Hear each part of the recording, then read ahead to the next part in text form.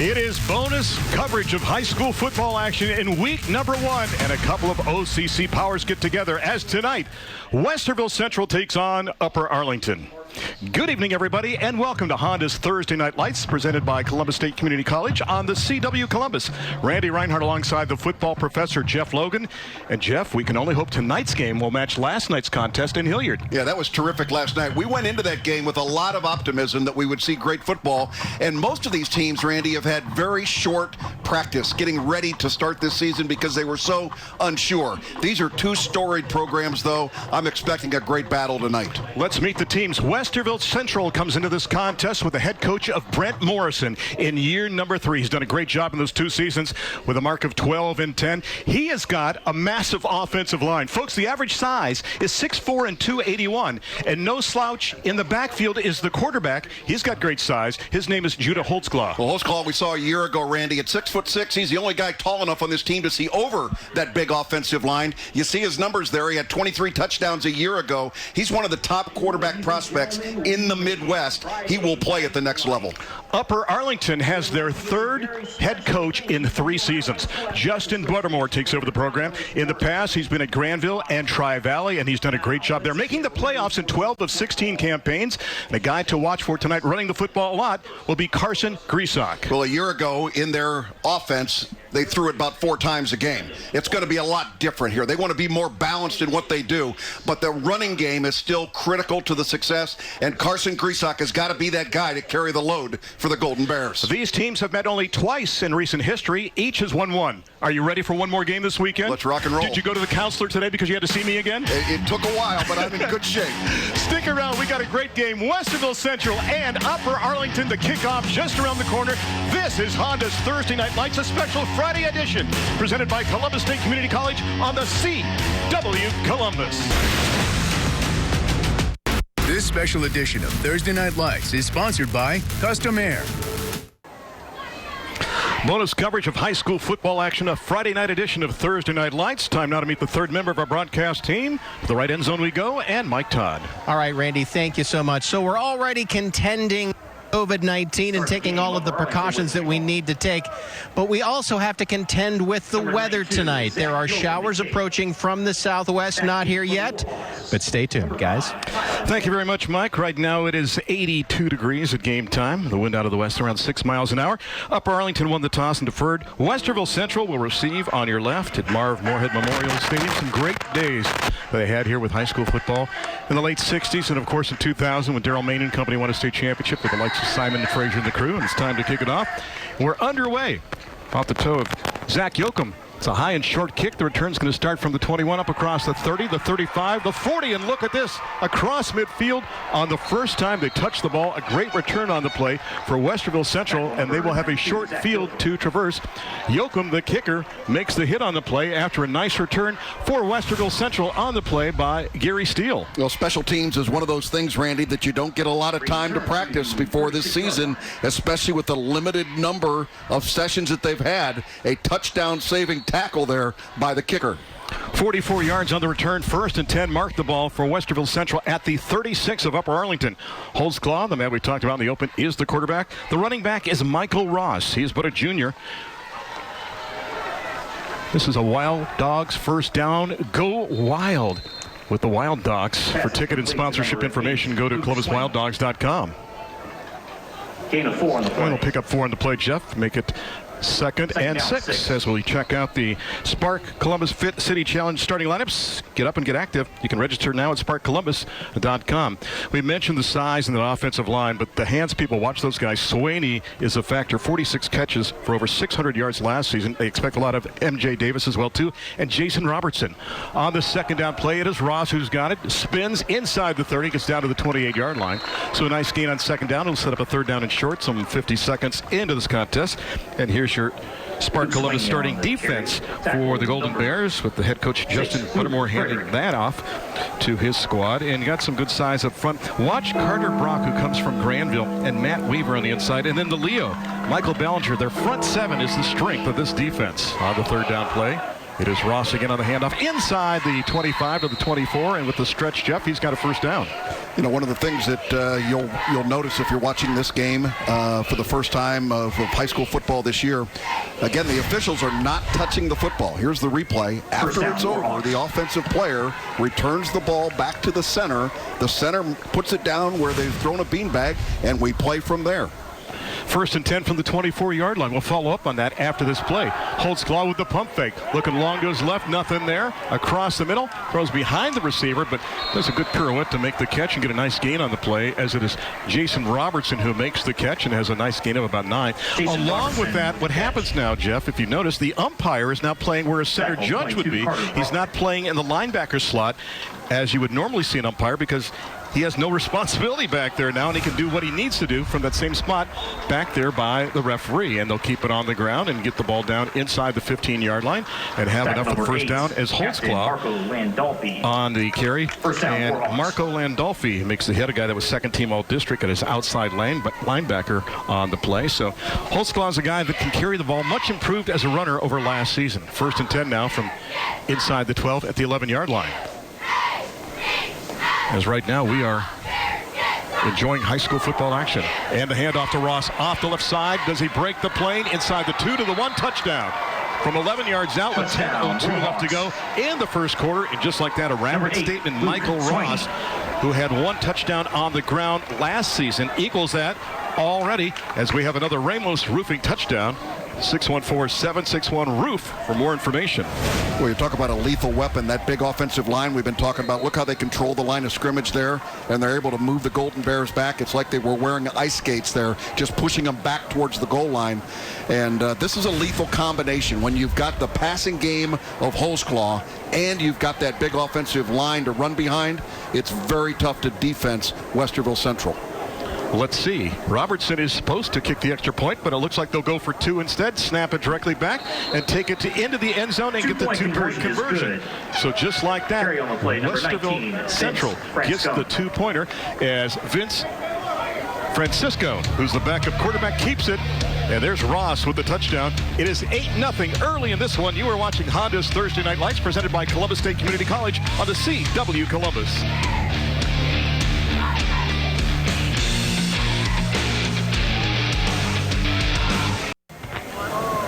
Well, we thought Westerville Central could be explosive, but not even that explosive. With a long kickoff return by Steele and company, Ross takes it in for the touchdown. They get the try for 2, and just like that, they're up 8-0 early in this contest with the kickoff. And the Golden Bears to get the ball for the first time with the return starting from the 4 up across the 10, 15. They get it up to around the 22-yard line, so they'll return it some 18 yards, and that's where the Golden Bears will start on offense with Chris Reynolds returning that kickoff. So first and 10, Upper Arlington, 9:57 left to go here in the first half. Reynolds, 6'1", 175, and a junior. And we'll see that muddle huddle again, but this time, Jeff, they don't shift out of it. And Francisco will just take it in. He is the backup quarterback and a guy that plays rover on defense as well, too. He is a multi-talented guy. They've got a number of those guys for the Warhawks that can play on offense and defense and are very comfortable handling the football. Talk about special teams, Randy, and again, you don't get a lot of time the way they've had limited practices, and they come out with that muddle huddle, and I guarantee you Arlington didn't get much time to spend on how to defense that.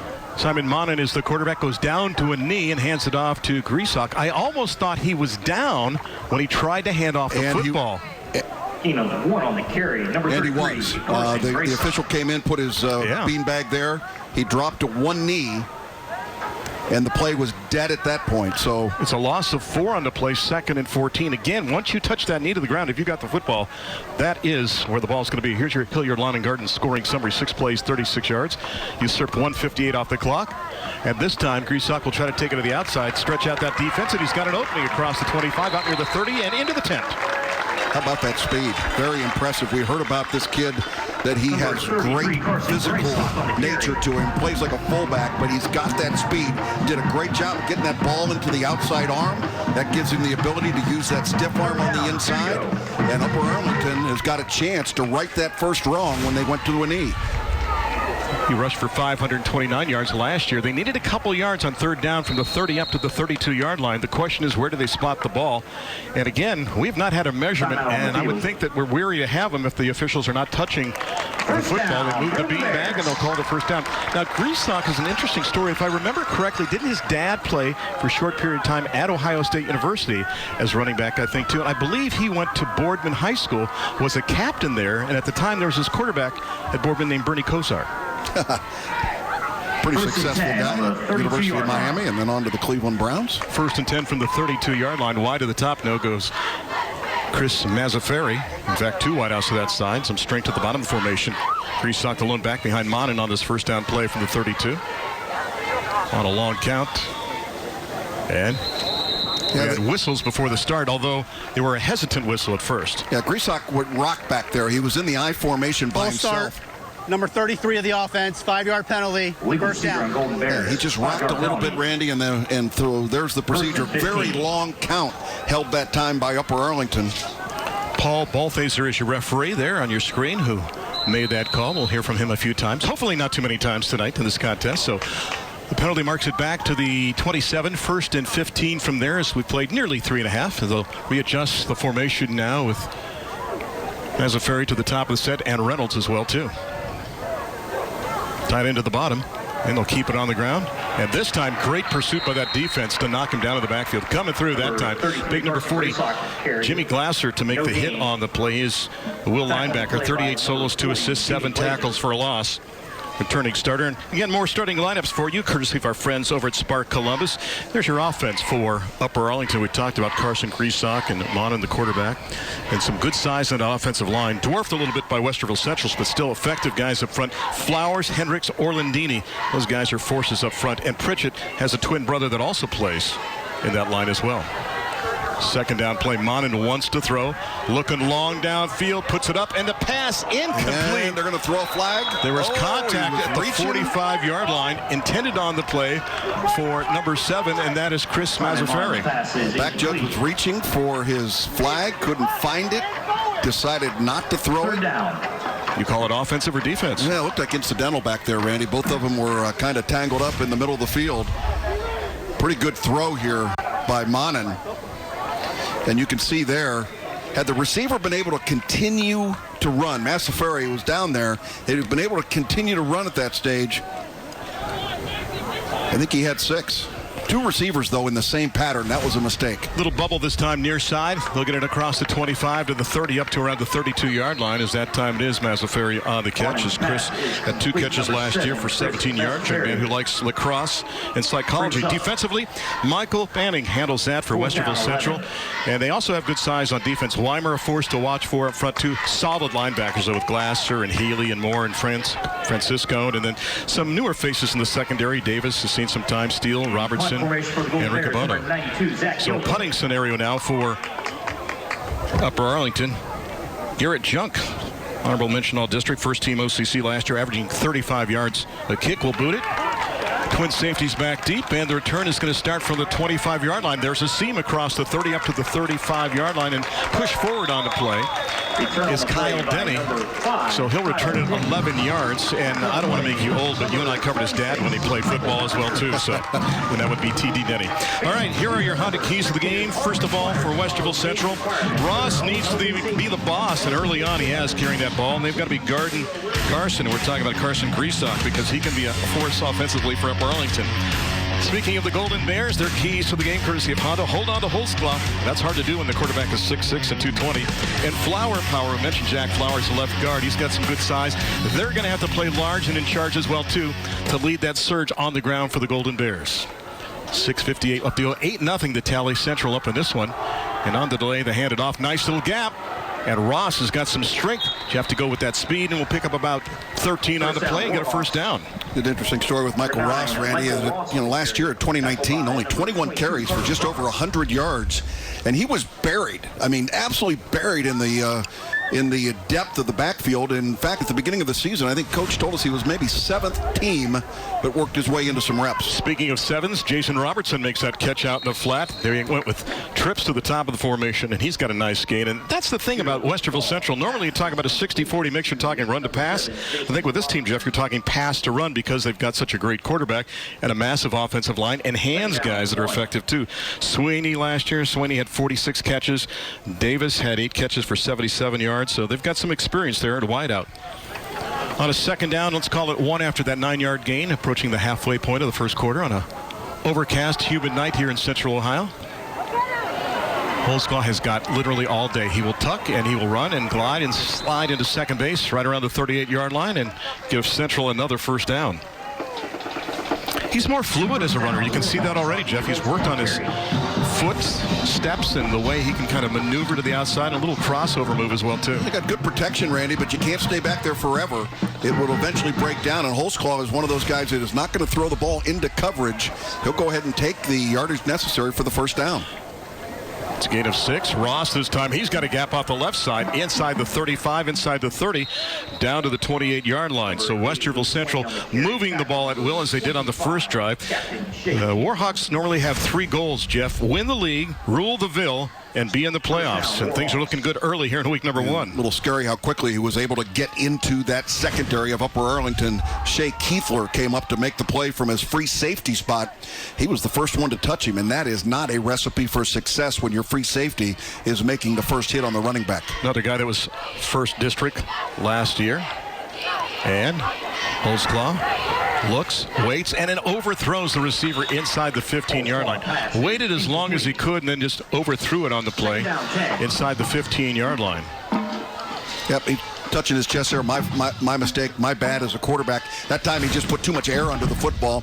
He waited for the receiver to break free, get a little separation there, and this is just a little jump pass. Give your guy a chance to catch it, and again, early on. 6'6", throwing to 5'10", is that an issue as well, too? It might be. And that pass is incomplete in the flat. That was indeed a forward pass, as Robertson could not come up with it, so it falls incomplete with 5:40 left to go. I was always wondering about that. When you've got a quarterback that tall and you've got a receiver that is not as tall, you have to make an arm adjustment with the way you throw the football. Well, again, you look around. I mean, he's got a mix of receivers out there, anywhere from 5'10" to 6'4" that he throws to. So, quarterback's responsibility to get him right on the numbers. And Sweeney, the largest you were talking about at that 6'4" height, which is also the average size of the offensive line, too.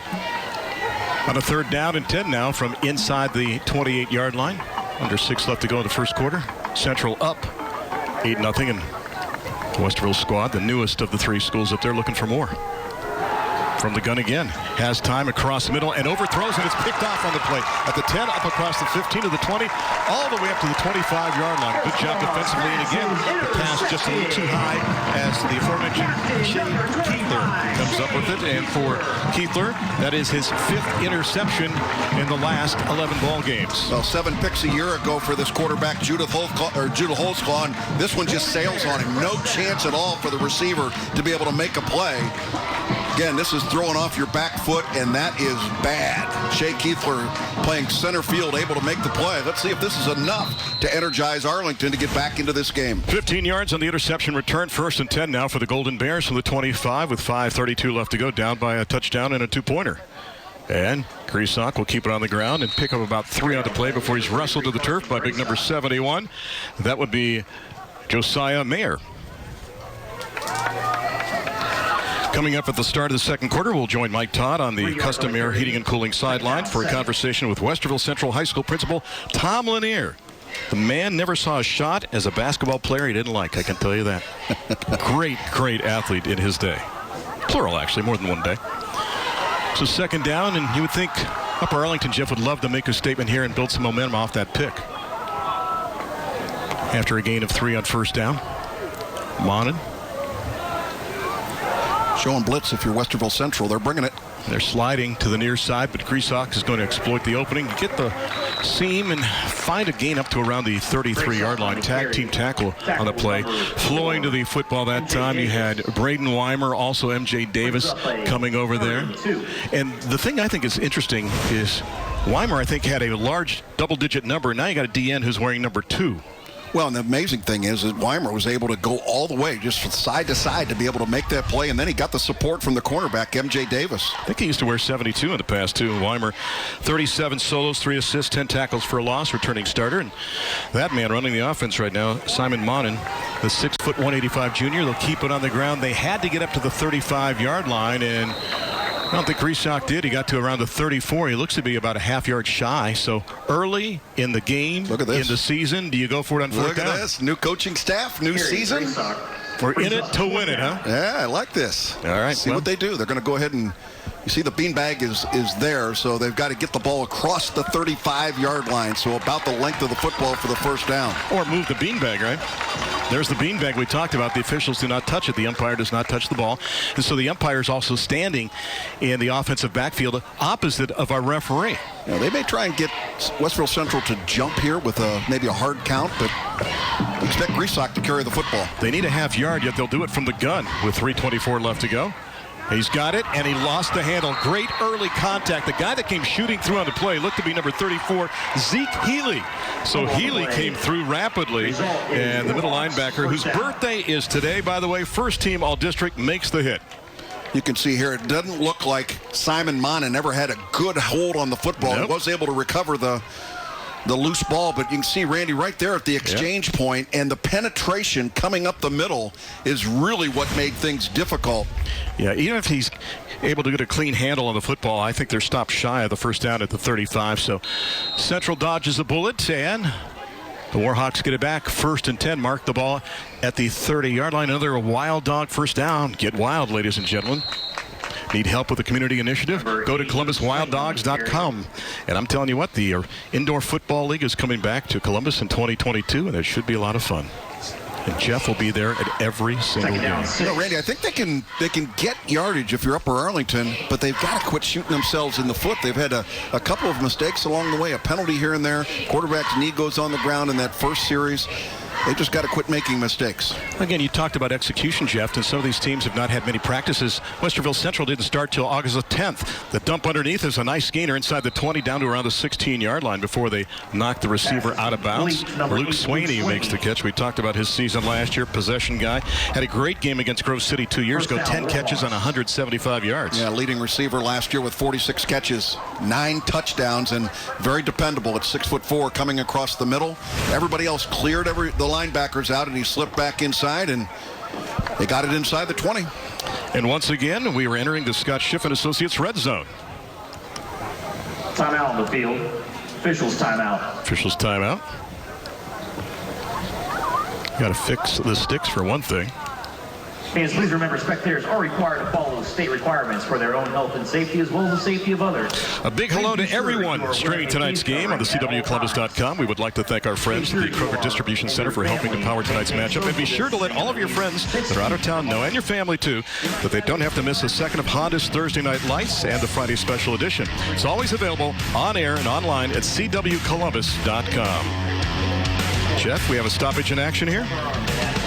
Well, it seems like the entire game has been played on the Upper Arlington side of the 50-yard line, Randy. It started with the opening kickoff where they were able to return the ball down inside to what, about the 36-yard line. That first scoring drive went 36 yards. So total domination so far by Westerville Central. But I think as many mistakes as Upper Arlington has made, the simple fact that it's only 8-0 in this game is probably something that they can build upon. Well, hopefully, too, they can find a passing game to go with their running game as well, too. And for Westerville Central, again, I think you're seeing that, Russ. We mentioned Westerville Central that just started practicing on August the 10th in earnest, and it's only been about 7 or 8 practices now for Upper Arlington as well, too. Well, I got a question for you, Jeff. Can you get enough football? Can you ever get enough football? Not at these times. Yeah. Keep bringing it. Neither can we. Thanks to First Scores on Fox 28, sponsored by Spectrum. You don't have to. It's your ticket to see the best plays and final scores to all the high school football action on Friday night. First, don't miss First Scores on Fox 28, sponsored by Spectrum, tonight at 10:45. You know, think of the fact when Justin Buttermore was hired to become the head football coach at Upper Arlington. Schools go into lockdown. All the students are at home. He barely gets to meet his football team. He's meeting them basically by Skype or by Zoom calls. And then, you know, they're shut down throughout the summer. They can't do all the workouts. They can't do all the things. He's still trying to learn the names of his players, much less trying to establish what the character of this football team is going to be. He's got a big challenge. I was talking to him before the game about it, and he said, you know, Jeff, I can sit here and feel sorry for myself, but every other coach has had to go through the same thing. So I think his challenge a little bit unique in that he's brand new to this program, but I think he is the right man for the job here at UA. Talking about a reason to headbutt a computer, he just got it right there with all he had to put up with. And, you know, Brent Morrison, too. This is a guy that had to go through a lot in the last couple of years when you think about it.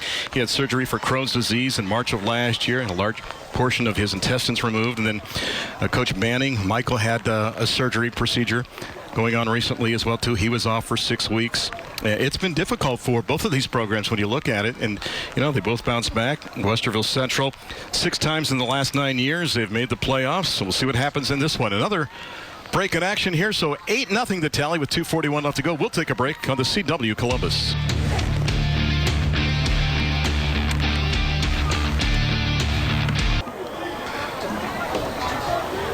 Westerville Central so far with 15 plays and 88 yards of offense, and they've beefed up that backfield now too, Jeff, when you look at it. Brayden Murray, 5'7", 235, at a senior, has come in as a blocking back, almost like a wing back, if you will, too. So they go with that double wing look, one back in the backfield, Holtzclaw from the gun with Ross behind him, who gets it.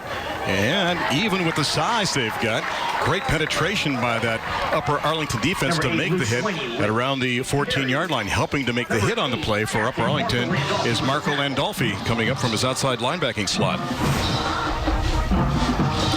Good. Arlington doing a really good job now of getting up and stymieing that big offensive line, and coaches challenging them there at the break that they're going to have to go up against them and do a job. Ross, big gap inside the 10, the 5, and barely touches. He motors into the end zone with 2:11 left to go. And just like that, Michael Ross with his second touchdown in this game. And it's now 14-0 Westerville Central in this contest. Another Ramos Roofing touchdown. And by the way, we should mention the rain has started to drip down here at Marv Moorhead Memorial Stadium. So 14-0, and Ross with touchdown number 2. Boy, look at the big hole there, Randy. I mean, my goodness. Crazy. From the end zone, you can see the execution by the offensive line, and man, you don't get holes like that often, Randy. That's you were salivating, weren't you? Yeah. As a former running back. That was beauty. Pete Johnson could have made it through there without being touched. Wow, Pete. You hear that? Robertson for the extra point this time to make it 15-0. Plenty of leg. The kick is up, and count it, 15-0, 2:11 left to go. All Westerville Central early in this one is Upper Arlington. As you mentioned, Jeff, they've been on defense, and everything's been played on this side of the 50-yard line. Yeah, it's been, total control there. And again, I'm impressed with the way Westerville Central is able to come out with that balanced offense. They've got a pro-style spread offense. Holtzclaw is there with a lot of experience. Brent Morrison knows that he can, rely on his senior to go out there and be able to read whatever the defense is doing. Upper Arlington undersized in this game, and that limits you in terms of the number of mistakes that you can make, and they've just been too mistake prone so far.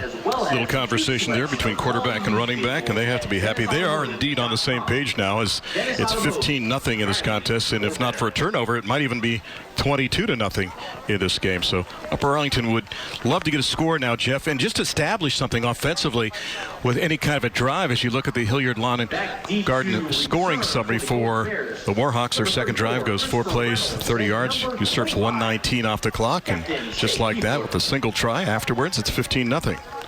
Clearly their biggest gain has been on an interception return in this game, Randy.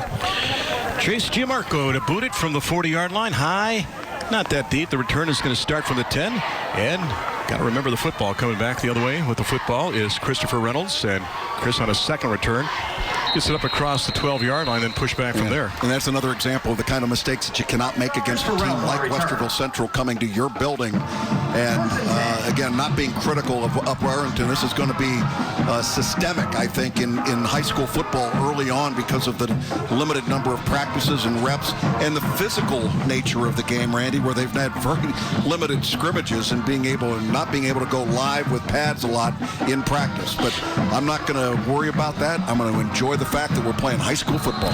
Another thing, too, let's talk about the youth of that Arlington offense, too. 7 starters that are juniors on offense, too. You don't see that too often, especially at a larger school. 1st and 10, mark it near the 15-yard line.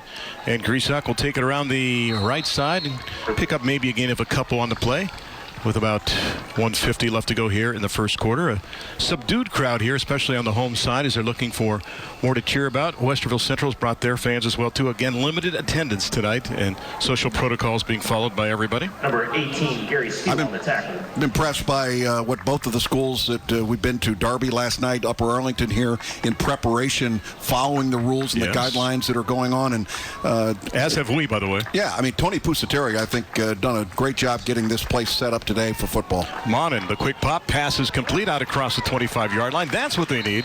And it's caught on the play by Mazzaferri, and they've got the first down. So move the sticks, and the Golden Bears out near the 28-yard line with 1:50 left to go. And just a quick look back here and get the ball quickly out there. Felt that they were soft in their coverage. Massaferi did a good job of reading it, set down for his quarterback to be able to find him, and Simon Monin did a good job of stepping into that throw and delivering it. Let's see if that's a little bit of gas to get this football team moving. You know, Tony Pusateri and I go back to half his age, some 35 years ago. Remember him during his coaching days at DeSales and Westerville South and Reynoldsburg and Bowling Green and more. And great AD at Upper Arlington, and now over here on this school for a few more years, hopefully, because he's been a great leader, and also a great job he did at Dublin Kaufman. Griesach on the carry that time. The beanbag is placed at the 36-yard line. Are you getting used to that beanbag now? Well, I am. You know, and the players are getting used to it as well, and quickly hitting the hole that time was Griesach. Last year, 529 yards rushing, 4 TDs. He was not the featured running back. Gain of 8 on the play, second down and 2. Monin this time from the gun with the one-back look again. This time wants to throw on a second and short, nothing to his right, rolling, trying to dump it, and the pass is caught, but it's going to be for a loss on the play. Circling back to the football was Mazzafari. When Chris came back, he tooled out of bounds inside the 33-yard line near the 32. You know, one of the things, quarterback gets pressure like that, he's got to bail out. You can't go bailing back. You got to find a hole to be able to step up into that pocket, and you can see the pressure coming right up the middle. And that was the middle linebacker, Zeke Healy, number 34, coming in, the 5'10", 200-pound senior linebacker. Also plays running back on the offensive side. He's a co-captain of that defensive football team. I believe he was the first underclassman to ever be a captain at Westerville Central. So it is a third down now, and they need just about 5 to move the sticks. Monin with some time. Quick pop across the middle. Pass incomplete, trying to jump the route on the play for Westerville Central was Logan Moore, intended on the play for Chris Reynolds. Brings up 4th down, 5.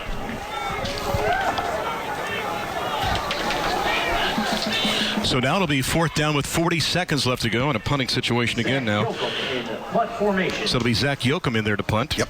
Thought it might be Garrett Junk, but Yoakum, 5'8", 145. Talk to Drew Basil before the football. Oh, here we got a fake. Oh, and they do it. A man wide open on the fake. Look at this. They dump it downfield to Jack Purcell, and Purcell on the fake gets the ball in stride and couldn't wait for that thing to come down. He thought it was an infield fly roll at first. Makes the catch. Big play for the Golden Bears, and they get across midfield. I talked to Drew Basil, who's coaching these punters.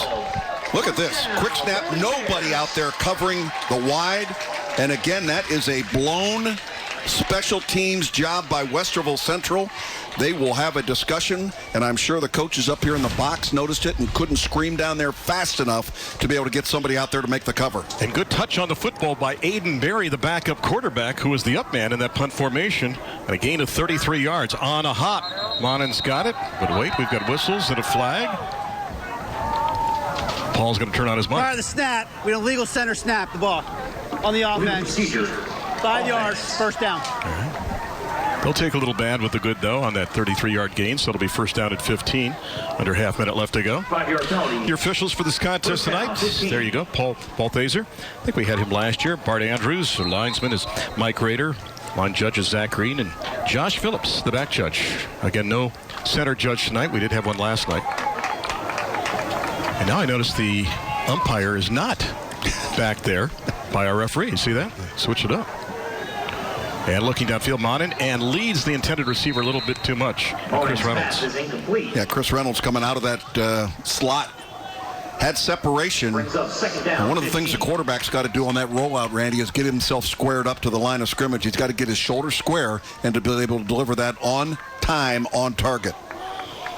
Jacob Schneider will check in as a wideout. Just out of curiosity, did you throw any passes in high school? Oh, yeah. We loved high school. Talk about it in football, by the way. No, we loved high school. We loved in high school. We loved the halfback pass. Okay. Absolutely. Did you throw any for a touchdown? I'm sure I did. Okay. You know, at Ohio State, I want you to know I'm tied for the lead in passing percentage. I was 1 for 1. I think we had a violation of the neutral zone. We'll have encroachment on the defense here. All right, the snap, encroachment, defense, 5 yards. Against Michigan State, all right. Halfback pass, Jim Harrell. Now, it looked like a punt. I'm telling you, it looked like a punt. But it was I connected on the pass. And we never tried it again. A gain of how many yards? No, about 35 yards. Wow, okay. Yeah, it was big time. Did you score on the drive? I'm sure we did. Oh, we won that game like 52-7. Oh, okay. Yeah, with total control, and Logie threw a pass. And you had curly hair then, too, didn't you? I had some. Second down and 10 from the 33-yard line. This time, Griesbach on the left side, inside the 25, backs his way, keeps his balance to the 10, and churns all the way down near the 7-yard line. What a great game on the play of over 25 yards as Carson will move the sticks and give the Golden Bears a first down in the Scott Schiff and Associates red zone, and that happens with 16 seconds left to go in the quarter. Well, somebody pressed the B button there, the beast button. How about that? Great job by Carson Griesbach. He got there and was determined to get that ball down inside the 10-yard line, first and goal. 15 seconds left to go. Again, the 3 wide out look. It's been a trademark here in this first quarter, and they may let the clock run down and call it a quarter and then run the first play of the second quarter and try to cut into this 15-point margin. At the end of one quarter, 15-0. Westerville Central leads. This is Honda's Thursday Night Lights, a special Friday edition presented by Columbus State Community College in one place on the CW Columbus.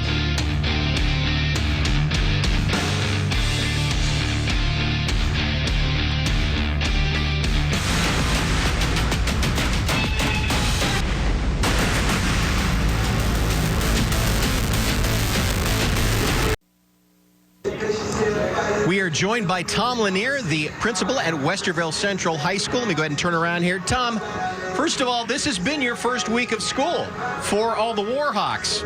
Describe what it's been like dealing with coronavirus and what it's been like at Westerville Central this first week of school. Absolutely. So we started, and Westerville is in remote learning only right now. So we have our virtual academy students, which actually are going to start next week. Our remote learning students are the students that could come back if we go to a blended model or come back fully. They'll come back to school. So I appreciate the question because I want to brag about my community, brag about my students, brag about my teachers. We had a phenomenal week this week. Teachers were ready to go. Our kids were really engaged. It's a lot of work. It's a heavy lift, but it was a great week of learning for us at Westerville Central. Wasn't perfect. We know that. We appreciate the grace that people are giving us, but I'm super proud of everything we're doing right now to make this thing work. Now, if there's going to be combined learning where it's going to be both online as well as in the school, what safety steps are being taken that if that does happen, you have made sure that the safety of the students is priority one? As you all are well aware, the social distance protocols are pretty well known by now. We're encouraging 6-foot distances between students. We are going to go, if we're in a hybrid, we'll have half the student body in one week, and then we'll switch and have the other half in the other week. So we're going to kind of have a blended approach where some are in, some are out. So that's going to be interesting for our teachers to manage. We're going to have a lot of social distancing stickers and all those things to remind them. And most importantly, a lot of hand sanitizers and wearing masks. You have to wear a mask if you're going to be participating in the learning at Westerville Central High School in person. Tom Lanier, thank you so much for your time. We truly appreciate it. Thanks, Once Mike. again, that is Tom Lanier, the principal at Westerville Central High School. Guys? No masking the glee right now for the Upper Arlington fans, as it seems to be a rabbit's foot that we get a touchdown when we interview an administrator. And that time it was Carson Griesbach taking it in 8 yards out for another Ramos Roofing touchdown, and Zach Yoakum added the PAT, and second effort, Jeff, is the difference here. Yeah, they ran it into the boundary where you've got a bunch of less defensive guys to be able to take on. From a running back standpoint, though, you got to get to that edge and be able to get yourself going straight upfield, and that is really what this young man is all about. Griesbach with that first score of the year for the Golden Bears. By the way, we asked him before the contest how to pronounce his name, so we're trusting him for the pronunciation of his last name in this contest. We'll take a break. 6 seconds into the second quarter, 15-7. Golden Bears down by 8 on the CW Columbus.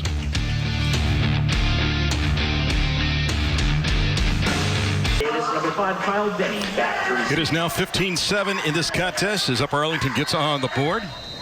Check out your Hilliard Lawn and Garden scoring summary. 10 plays, 85 yards. The big fake on fourth down was huge. Just over 2 minutes off the clock.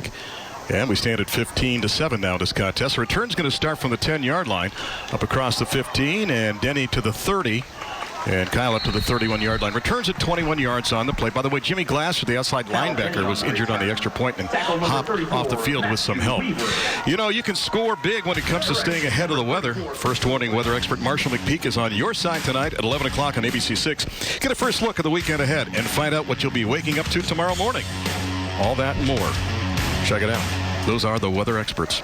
First and 10 now from the 31-yard line. 12 seconds into the second quarter. Randy Reinhardt along with Jeff Logan and Mike Todd. Special guest statistician tonight, Steve Geiger, joins us tonight. And we got a nickname for our guest statistician. I'll tell you about that in just a second because he's working with numbers, right? And you heard his last name. Quick pop. That is actually rushing yardage because that was a backward pass, if you will. So it'll count as rushing yards, and they'll get the ball out for a nice gain on the play. On the pitch, it goes to M.J. Davis. Take a look at it one more time. Again, pre-designed play here. It actually goes forward. That is a forward pass. That's so by a half yard. So that's passing yardage. By the way, Steve Geiger, we're calling him the Geiger counter. I thought it would just be earthquake. Just because he's 6'8", right? Oh, nothing for Holzclaw to do that time. Great job by the defense, staying at home. You can see the man that's celebrating as he led the charge for the Golden Bears on the play. Number 26, Michael Ballinger, the Leo, or one of the outside backers. A guy that'll play in a three-point stance as well, too. Well, Ballinger led the team a year ago in tackles for a loss, and you can see the great job he did in mirroring that quarterback, just paying attention to what he was going to do, going to make him throw through the picket fence if he was going to put the ball in the air, and was still able to make the sack. Holzclaw and company facing a third down, and let's call it 8 now as we approach 1 minute gone in the second quarter. 15-7 the tally in this one. Doubleheader weekend. We'll have a grand total of 5 doubleheader weekends for you. Back to throw is Holzclaw. Looking across the middle, dumps it underneath, has his man. That's Davis. Across the 40, MJ up to the 42-yard line. And by 1.5 yards, he's got enough for the first down. Randy, that is so hard to defend. You got 5 receivers out in the pattern, and the quarterback is getting the ball quickly and releasing it within 3 seconds. So there's no way to get any pressure on Holzclaw before he releases the ball. 1, 2, 3 balls out of his hand, and you've got a trail runner coming across the inside. 5 receivers, tough to coverage. I'm just looking at the size of that offensive line. You see guys that are 6'2" going against them, but they look dwarfed almost by guys that are 6'6" and 6'7" in that O-line. Quick pop to the far side. Was he able to corral it before he hits the ground? There's a flag, a late flag on the play as the pass was intended for Davis at the 48-yard line. He claims he caught it, but the penalty is going to be a hold against the Warhawks. Yeah, they're having the conversation. You can see Balthaser there speaking with the offensive line, explaining why and how that ends up being a holding call. You know, the one thing Westerville does not want to do is holding number 58 of the offense, 10 yards from the spot of the foul.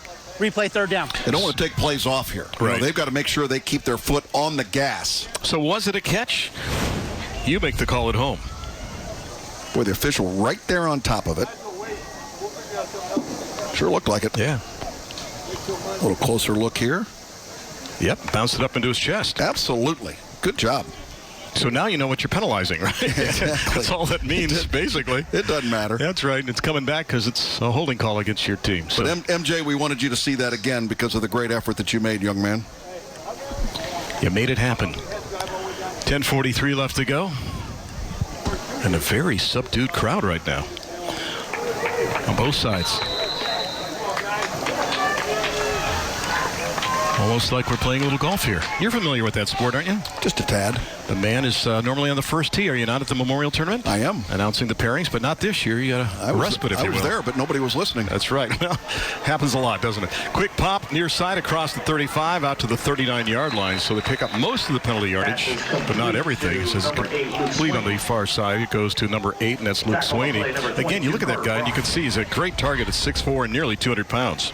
Just a stop route there, giving his quarterback a good target. Watch how the quarterback squares himself up, able to deliver the ball on target, on time. And again, 6'4", 195, a senior, led the team a year ago in receptions. Stad played at Westerville North. Yes, we covered him. His sister played soccer at Central.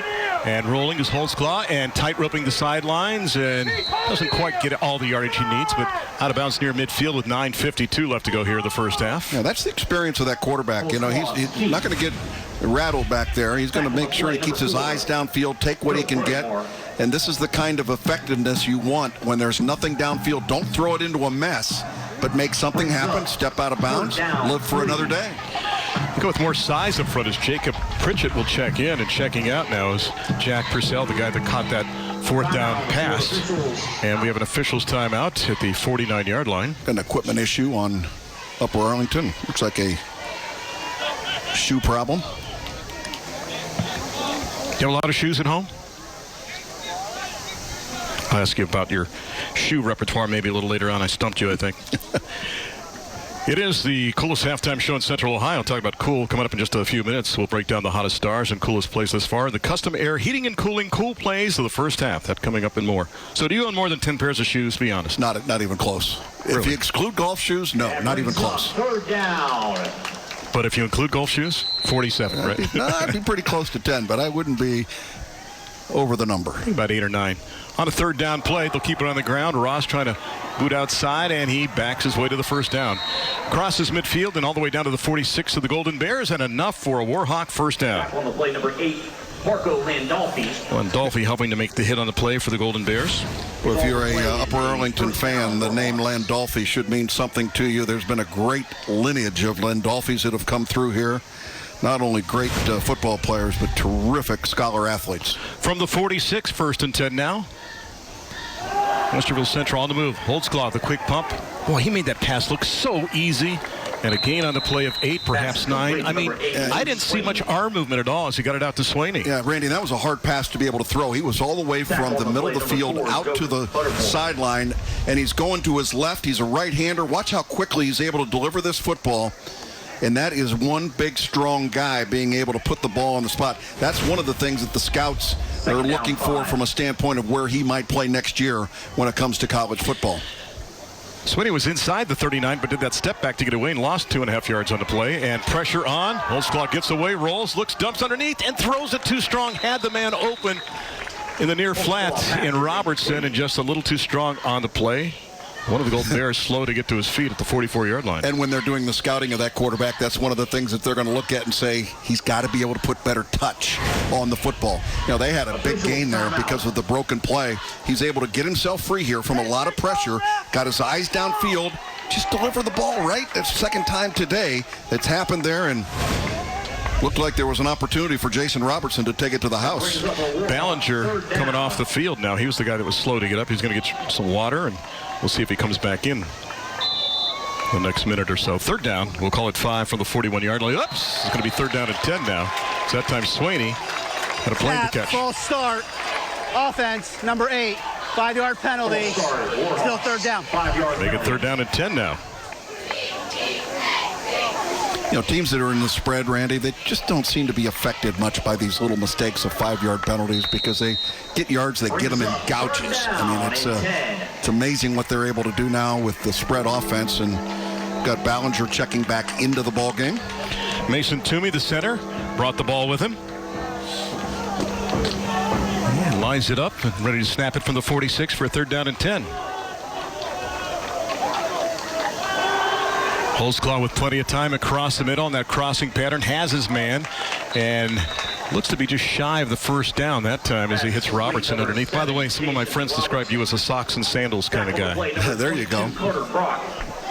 About a half of the length of the football, Randy, for the first down here, so you got to figure they're going to hand the ball to Michael Ross, or maybe your big quarterback, Judah Holtzclaw, keeps the football here to be able to come up with the first down. 4th and 1 from the 37-yard line. Just under 9 minutes left to go first half. Westerville Central on top by a count of 15-7. Bonus coverage for you. A doubleheader in weekend number 1 of high school football action on the CW Columbus. Ross has got it.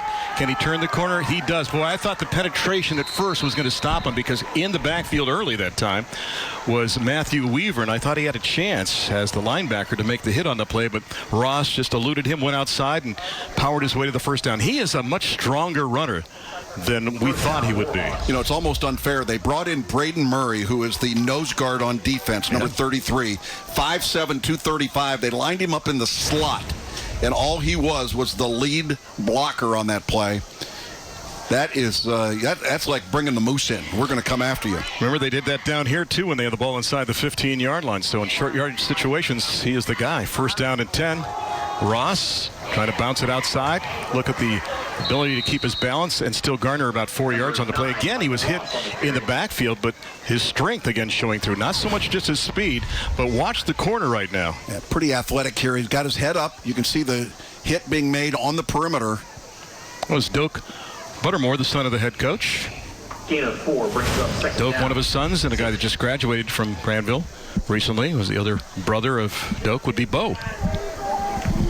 Second down. Holtzclaw Wants to go long, looking downfield, one-on-one. There's plenty of contact. Boy, I don't know. Who are you flagging there? There was pushing. There was a little face guarding. A little bit of everything going on there. Well, they're both calling. Now they're going to confer and make sure it's on the offense or the defense. They did agree. They're calling it on the defense. Swaney was the intended receiver. They were hand-checking each other down there, and they're going to let them go through that if they hand-check each other. But once you extend, Randy, that's where they're going to call the penalty. On the defense, 15-yard penalty, first down. Now, here's what I always got as a description. If the defender and receiver are both going after the ball and their feet get tangled or a hand is put on the receiver to get balance or gauge distance, it's not pass interference as long as you don't turn, pull, or twist the receiver. But in theory, remember, too, Jeff, there's no such thing as an uncatchable football. And what Adam Cipriano, who was called on the play, didn't do, get his head turned back around. If he gets himself turned around and plays the football, they're not going to call the interference there. We are entering the Scott Schiff and Associates red zone one more time, and Ross is the boss and got it back to the line of scrimmage, and that's about it. So second down and 10, not much there on the right side. They've been showing the tendency, Jeff, to want to run to the right side of that offensive line. Westerville Central, where the likes of Mason Toomey and Jordan Henley and Brandon Kennedy are. Now, Mason Toomey is a guy that's a returning starter as a senior. Would you believe he's actually been a starter for 4 years? He started his freshman year when he was over at Westland. Like science, video games, and eating. Who doesn't? Both of the tackles at 6'6" and 6'7". That's awesome. This time they try to take it to the left, and waiting for him to stand him up is Michael Ballinger. Good to see that he's back in there after a little bit of time on the sideline. So third down, and they've been a brick wall on the last two plays, have that Golden Bear defense. Westerville Central looked very disorganized at the line of scrimmage on that play. Read by the quarterback here, and you can see penetration by the defensive line.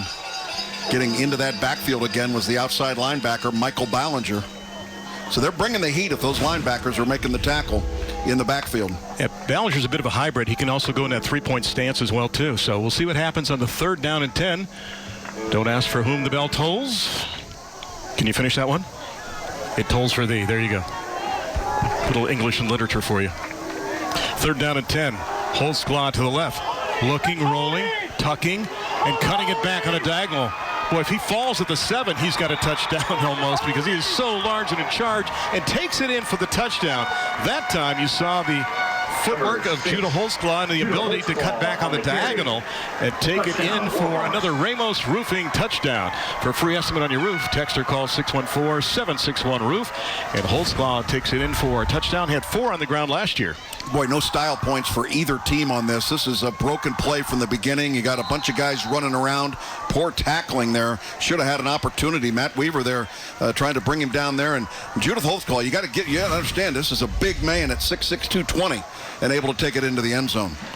Extra point time for Jason Robertson. Francisco to hold. He's also scored on a 2-point conversion. Not this time. That was defeated right at the line of scrimmage, so it looks like they had 3 touchdowns and 3 extra points. 21-7 the tally in this one. Halfway through the second quarter, this is a special Friday edition of Honda's Thursday Night Lights, presented by Columbus State Community College, as Holtzclaw takes it in for the touchdown to give the Warhawks a 2-touchdown cushion.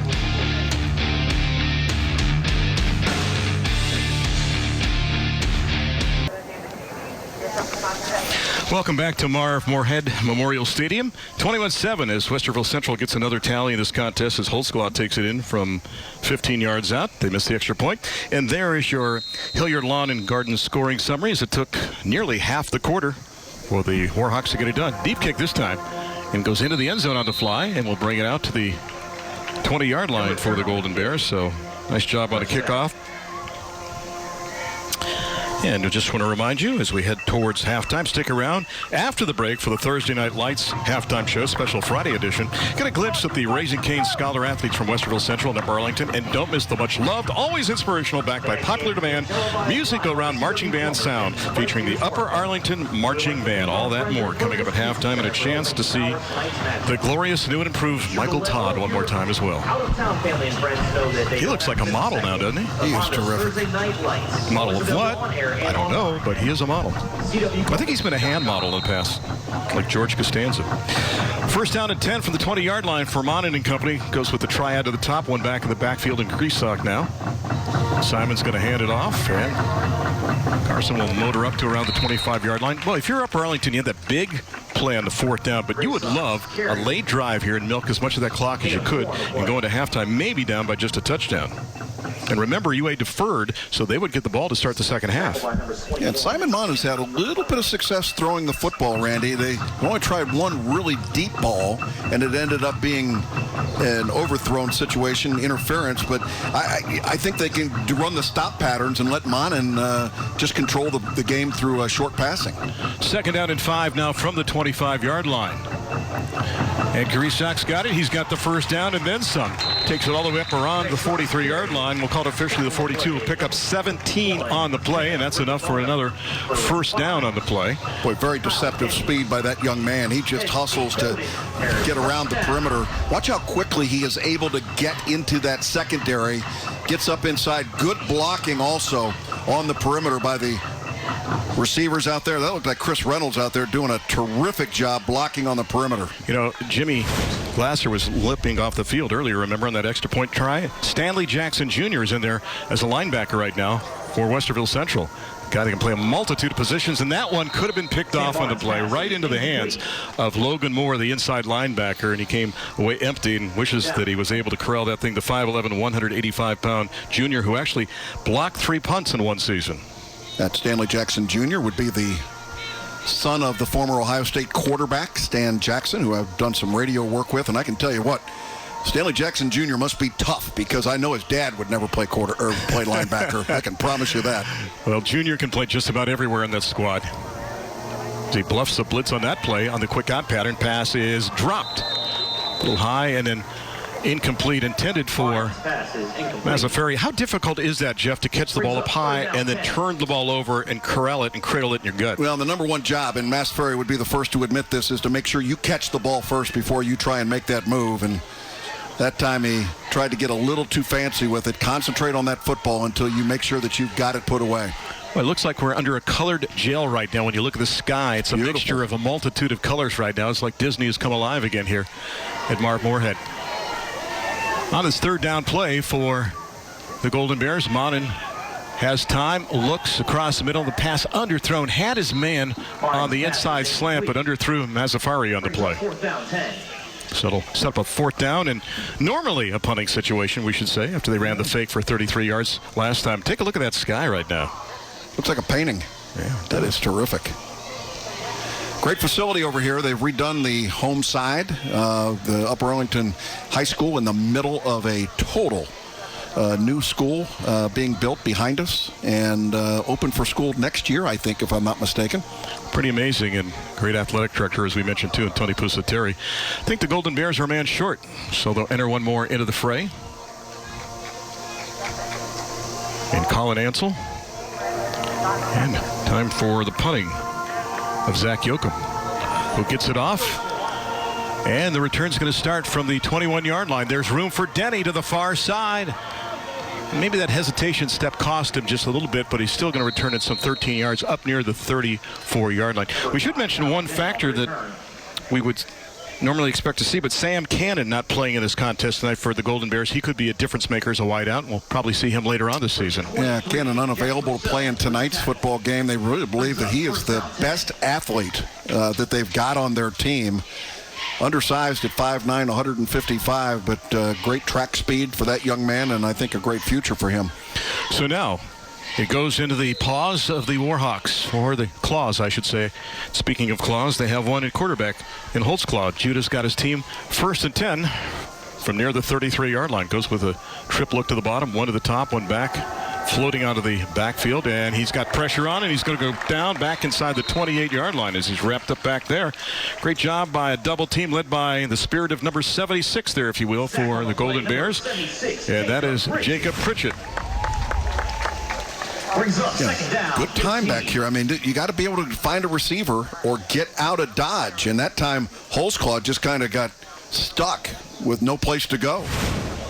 2nd down now. After the loss on 1st down, they'll dump it out here. Get it across the 35-yard line, and that's about it. Pass is complete to number 7, to Jason Robertson. So Robertson will get what he can. With 4 minutes left to go here in the first half, and he'll set up a Third down and long. Watch a strong safety, Buttermore, come up and push. He's not going to make the tackle, but he's going to take the blocker out, and that allows somebody else to be able to come up and make the play. They need 9. And they'll get it up across the 40 to around the 41-yard line. Is that time they go with Ross, who looks a little slow to get up. He's waiting. Tackle on the play by number Is he going to get up? He just got the wind knocked out of him. I think, see if he fell on the football maybe. He's down at the 42-yard line, crouching and trying to get up. And we'll see what happens with 3:44 left to go. We'll see what happened to Michael on this play.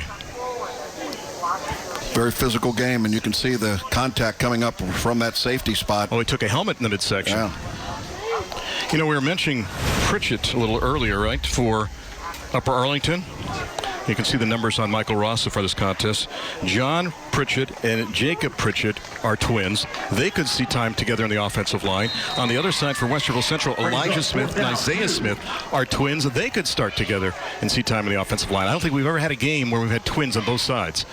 Go with a power look this time, and a different running back will take it across the 40 up to around the 42-yard line. They're going to turn the ball over here, Randy. Zeke Healy on that 4th down play had to get it up to around the 43-yard line. Yeah, he didn't get it. 4th and 2. That's going to be it. I think Arlington's going to take possession of the football here, and gutsy call over there by Brent Morrison, but they did not execute in that offensive line to be able to control the line of scrimmage. Give a lot of credit to Upper Arlington. Look at the pursuit there, and you can see the ball gets right there to about the 43-yard line, but they had to cross that line in order to come up with the first down, and they were unsuccessful. Tell you what, Carter Brock was one of the guys at the bottom of that pile as well, too, defensively for the Golden Bears. So Upper Arlington now a chance to make that late statement one more time as they hold on defense, down by 14 at 21-7. 3:38 left to go on the short side of the 50-yard line for Simon Monin and company.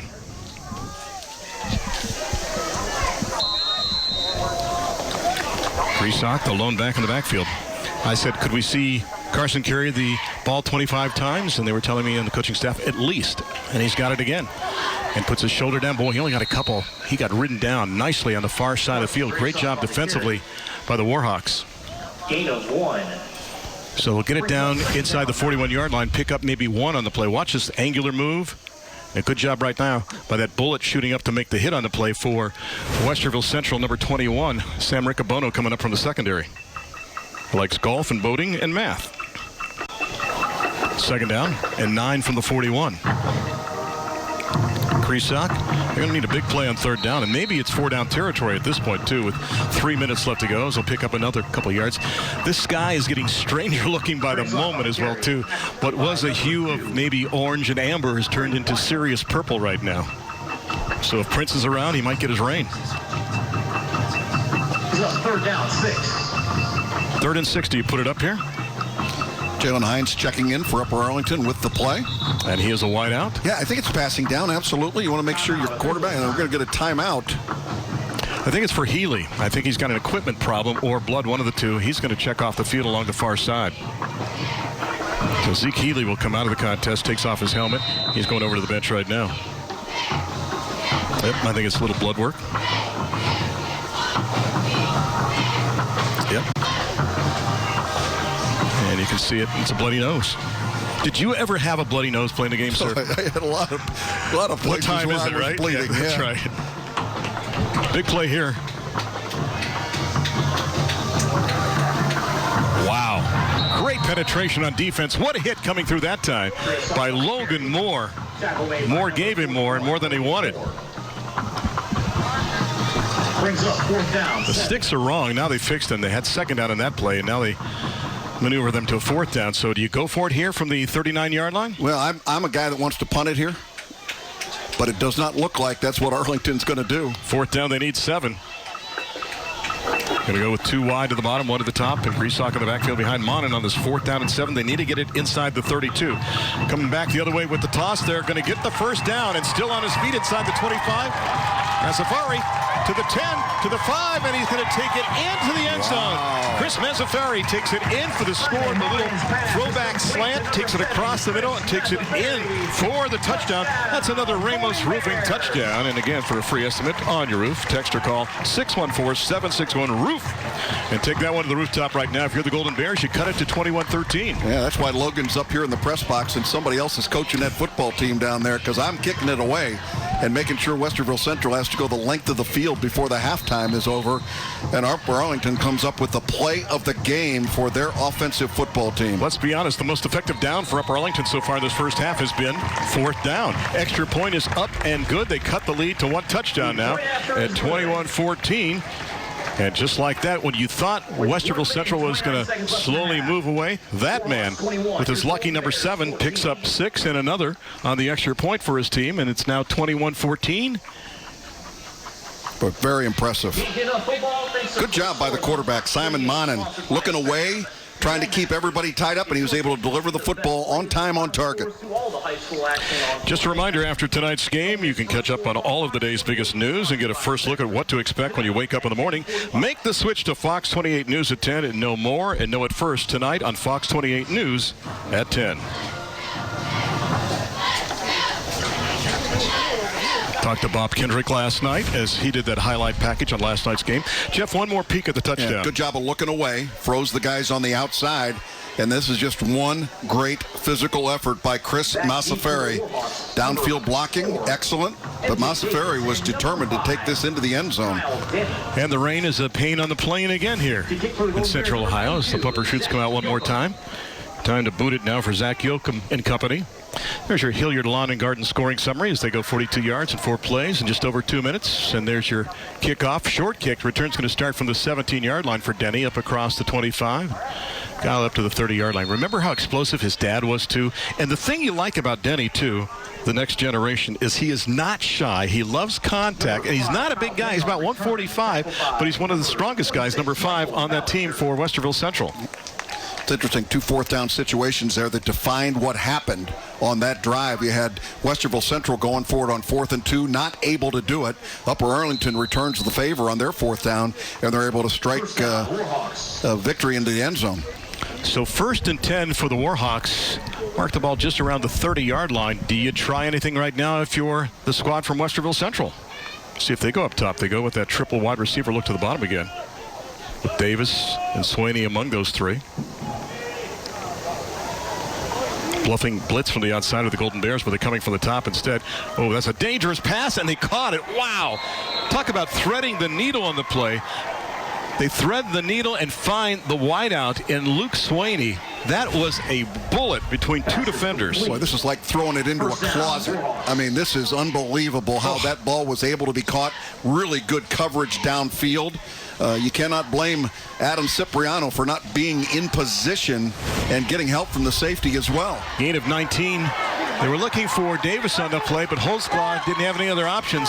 And he's brought down back at the 40-yard line with 1:04 left to go. They waited way too long to be able to get rid of the football that time. We've seen early in the game, it looked like when Judah was getting that pressure, he was able to find a way. But now what Upper Arlington is doing is that they've put themselves in a position where they've been able to keep the quarterback into the pocket, and that is great. The defensive ends are doing a much better job. Michael Ballinger coming from that outside position.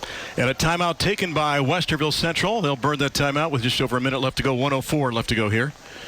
There's Mr.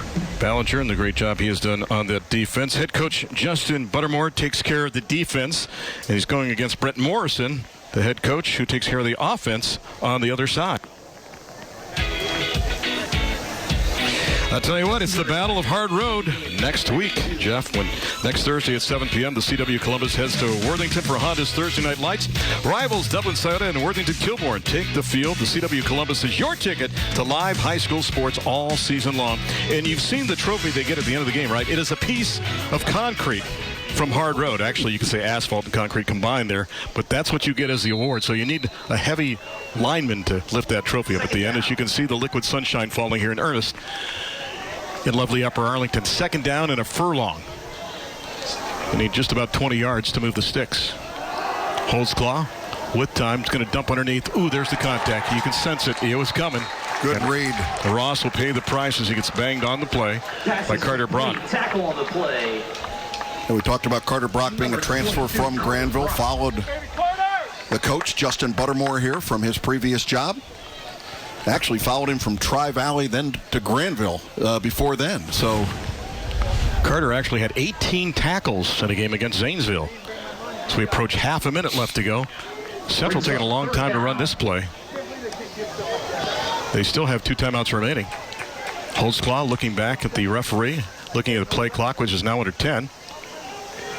They're going to go deep here and wait till the clock is down to almost 1 and snap it. Snaps it with 4. They hand it off, and they go almost nowhere. That was not Ross in the backfield that time. They just hand it off one more time. And 8 seconds left to go. UA taking a timeout. They're going to make them go ahead and execute a 4th down play. Which has been, as we mentioned, the best play for Upper Arlington in the first half. It's really helped them lead to their 2 tallies. And for Westerville Central, you kind of sense they're not running on all cylinders, Jeff. And I think, they'll have an interesting halftime speech, too, which won't be that long because, by the way, if you noticed last night, halftime is now 10+3, so just 13 minutes. That is the option you have. You can still run the full gamut of 23 minutes, but many schools now, because of the protocols, shortening the halftime. Well, I think it's a good idea. And, Randy, you talk about they don't seem to be all on the same page. Even with an experienced football team that's been around this game for a while together, the fact that they've only had about 8 practices leading into tonight's football game really puts you in a very difficult position of getting people all operating in rhythm.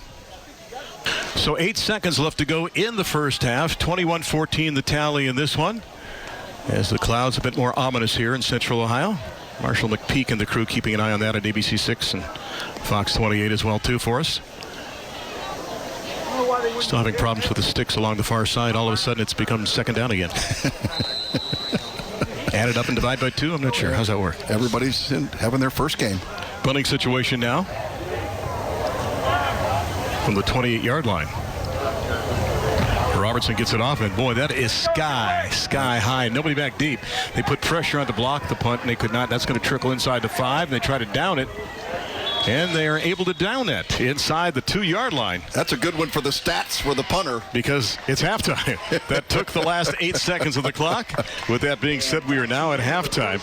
It is Scott Des. Upper Arlington creeping back into this. Westerville Central still up, though, by converted touchdown here at the break to the tune of 21-14.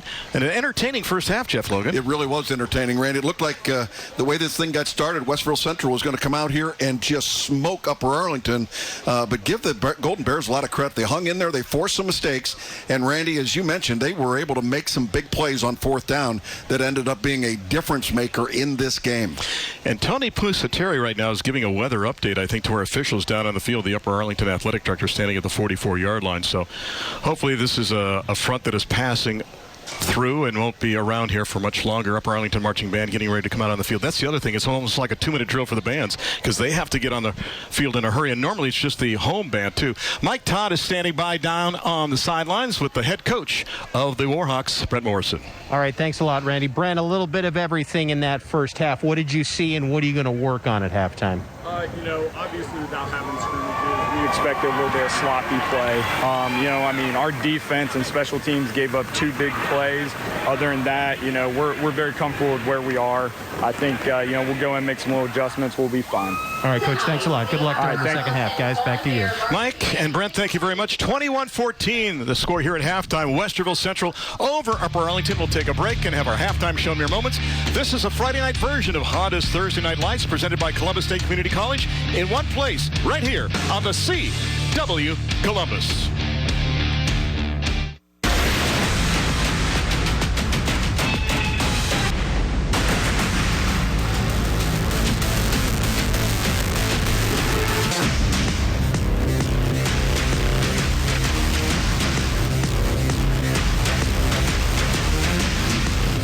Westerville Central on top of Upper Arlington by a score of 21-14 at halftime. You are watching Honda's Thursday Night Lights, Friday edition on the CW Columbus. It is now time to recognize the Raising Cane's Scholar Athletes of the Week. Raising Cane's is proud to recognize Central Ohio Scholar Athlete of the Week. Vince Franciscone is a team captain and 3-year starter for the Westerville Central football team. He's been named twice to the All-District and All-Conference teams. Vince carries a 4.7 GPA. and has completed 6 advanced placement courses. And he's involved in a reading program that benefits elementary school kids. Congratulations to this outstanding Raising Cane's Scholar athlete. Congratulations once again to the Raising Cane's Scholar Athletes of the Week. And earlier this afternoon, I was able to interview 4 seniors from the Upper Arlington Golden Bear Marching Band. It's all a part of the Music Go Round Marching Band Sound. Happy to be joined by members of the Upper Arlington Golden Bear Marching Band. I've got 4 seniors here. They've been through quite a bit these first couple of weeks here. And what I'm going to have you guys do is step forward. Go ahead and step forward and give your name, please. I'm Kevin Colgan. Okay, Kevin, thank you so much. Go ahead. I'm John Davis. Thank you. I'm Melanie Case. Thank you, Melanie. I'm Megan Beery. Thank you so much, Megan. Okay, guys, so I want you all to hold up your instruments here, because if you will notice, there are different adjustments that they've had to make due to the pandemic. We've got covers over the horns here. For the flute, we've got a spit guard. And Megan, is it Megan? Did I get that right? Okay, Megan with the clarinet, and it has to be played inside of a bag. Megan, I'm going to go have you step forward here real quick, if I could, please. Go ahead, remember, make sure you're talking to the microphone. So what's it been like for all of you guys having to deal with this? What's your experience been so far? It's been, senior year is always really bittersweet. So it's been hard and it's been sad at points, especially with all this extra stuff added in. But I feel really supported by the community and by my friends. Okay, now talk a little bit about what it's been like bonding. This is your senior year. What's it been like bonding with all of your fellow bandmates going through this pandemic? How has that affected you? Well, I would say we're already pretty bonded because we've been through 4 years of this. But our band director told us, I think maybe last week, he was saying, like it or not, this is an experience you're all going to share. All right, well, I tell you what, we like that you guys have joined us here. Thank you so much. Once again, they're making their adjustments here for coronavirus. Thank you, guys. Best of luck to you for the rest of this year and wherever you happen to go after high school is over. Once again, 4 members of the Upper Arlington Golden Bear Marching Band. Thank you guys so much for joining us this evening. And coming up, more of the halftime show, including highlights and stats with Randy and Jeff. You are watching the halftime show, Thursday Night Lights, the Friday edition on the CW Columbus. Welcome back to Upper Arlington High School. At the break, Westerville Central up by a touchdown, 21-14, week number 1 of Honda's Thursday Night Lights, a special Friday night edition. Randy Reinhardt alongside Jeff Logan. And Jeff, a lot of fun in the first half, and it seems like 4th down was the exciting down in the first 24 minutes. Pretty amazing. I think decisions made by those coaches, they're going to live by them. They're going to win by them. You might lose by them in some cases, but amazing what teams were able to do on 4th down. Early on, it was the Michael Ross shows. Who check out the highlights. He takes it in from 11 yards out. Prince Francisco takes it in from a 2-point try. Then it's Ross again, this time from 12 yards out. Yeah, this is when it looked like it was going to be a walk in the park for Westerville Central. A little celebration there at the end for Michael Ross. And not so fast. Not so fast. Fake punt. Nobody covering the wide out. And they're able to come up with a big play on 4th down. That was Aiden Berry to Jack Purcell. Then it's Carson Grisak who takes it in from 8 yards out. Makes it 15-7. Then Judah Holtzclaw says, anything you do, I can do better. And he takes the diagonal 15 yards for the touchdown. Broken play, no style points on this one, but my goodness, it looked good. And then here is the score. I want to give kudos to Jack Flowers, who's the left guard, who was out there and made the block on the perimeter. And then Chris Massafari takes it all the way into the end zone on a 4th down play. And that's why we stand at 21-14 at the break. Take a look at the offense, and we've seen both teams pass the football in the first half, something we didn't see last night. Total offense, pretty close. The 1 turnover and a lot of fun and not that many penalties for week number 1. If it had told me that this was going to be as close as it was in the stats department and on the scoreboard after the first 5 or 6 minutes, I'd have told you were crazy. But Upper Arlington is in this to win it. And they will get the ball to start the second half. It's been a lot of fun so far in this first half, and it's time now to meet our Upper Arlington Scholar Athlete of the Week. Raising Cane's is proud to recognize Central Ohio Scholar Athlete of the Week. Shea Kiefler is a team captain for the Upper Arlington football team. He's been named First Team All-District and First Team All-Conference. Shay carries a 4.3 GPA and is a member of the National Honor Society. He also tutors elementary and middle school students in math and helps with football and lacrosse clinics for kids. Congratulations to this outstanding Raising Cane's Scholar athlete. Amen. Great student athletes on both squads here in week number 1. We'll take a break. The second half just around the corner. Central on top of Arlington, 21-14. This is a Friday edition of Honda's Thursday Night Lights, presented by Columbus State Community College on the CW Columbus. Before we start the second half, let's head down to the sidelines. Mike Todd standing by with the head coach of the Golden Bears.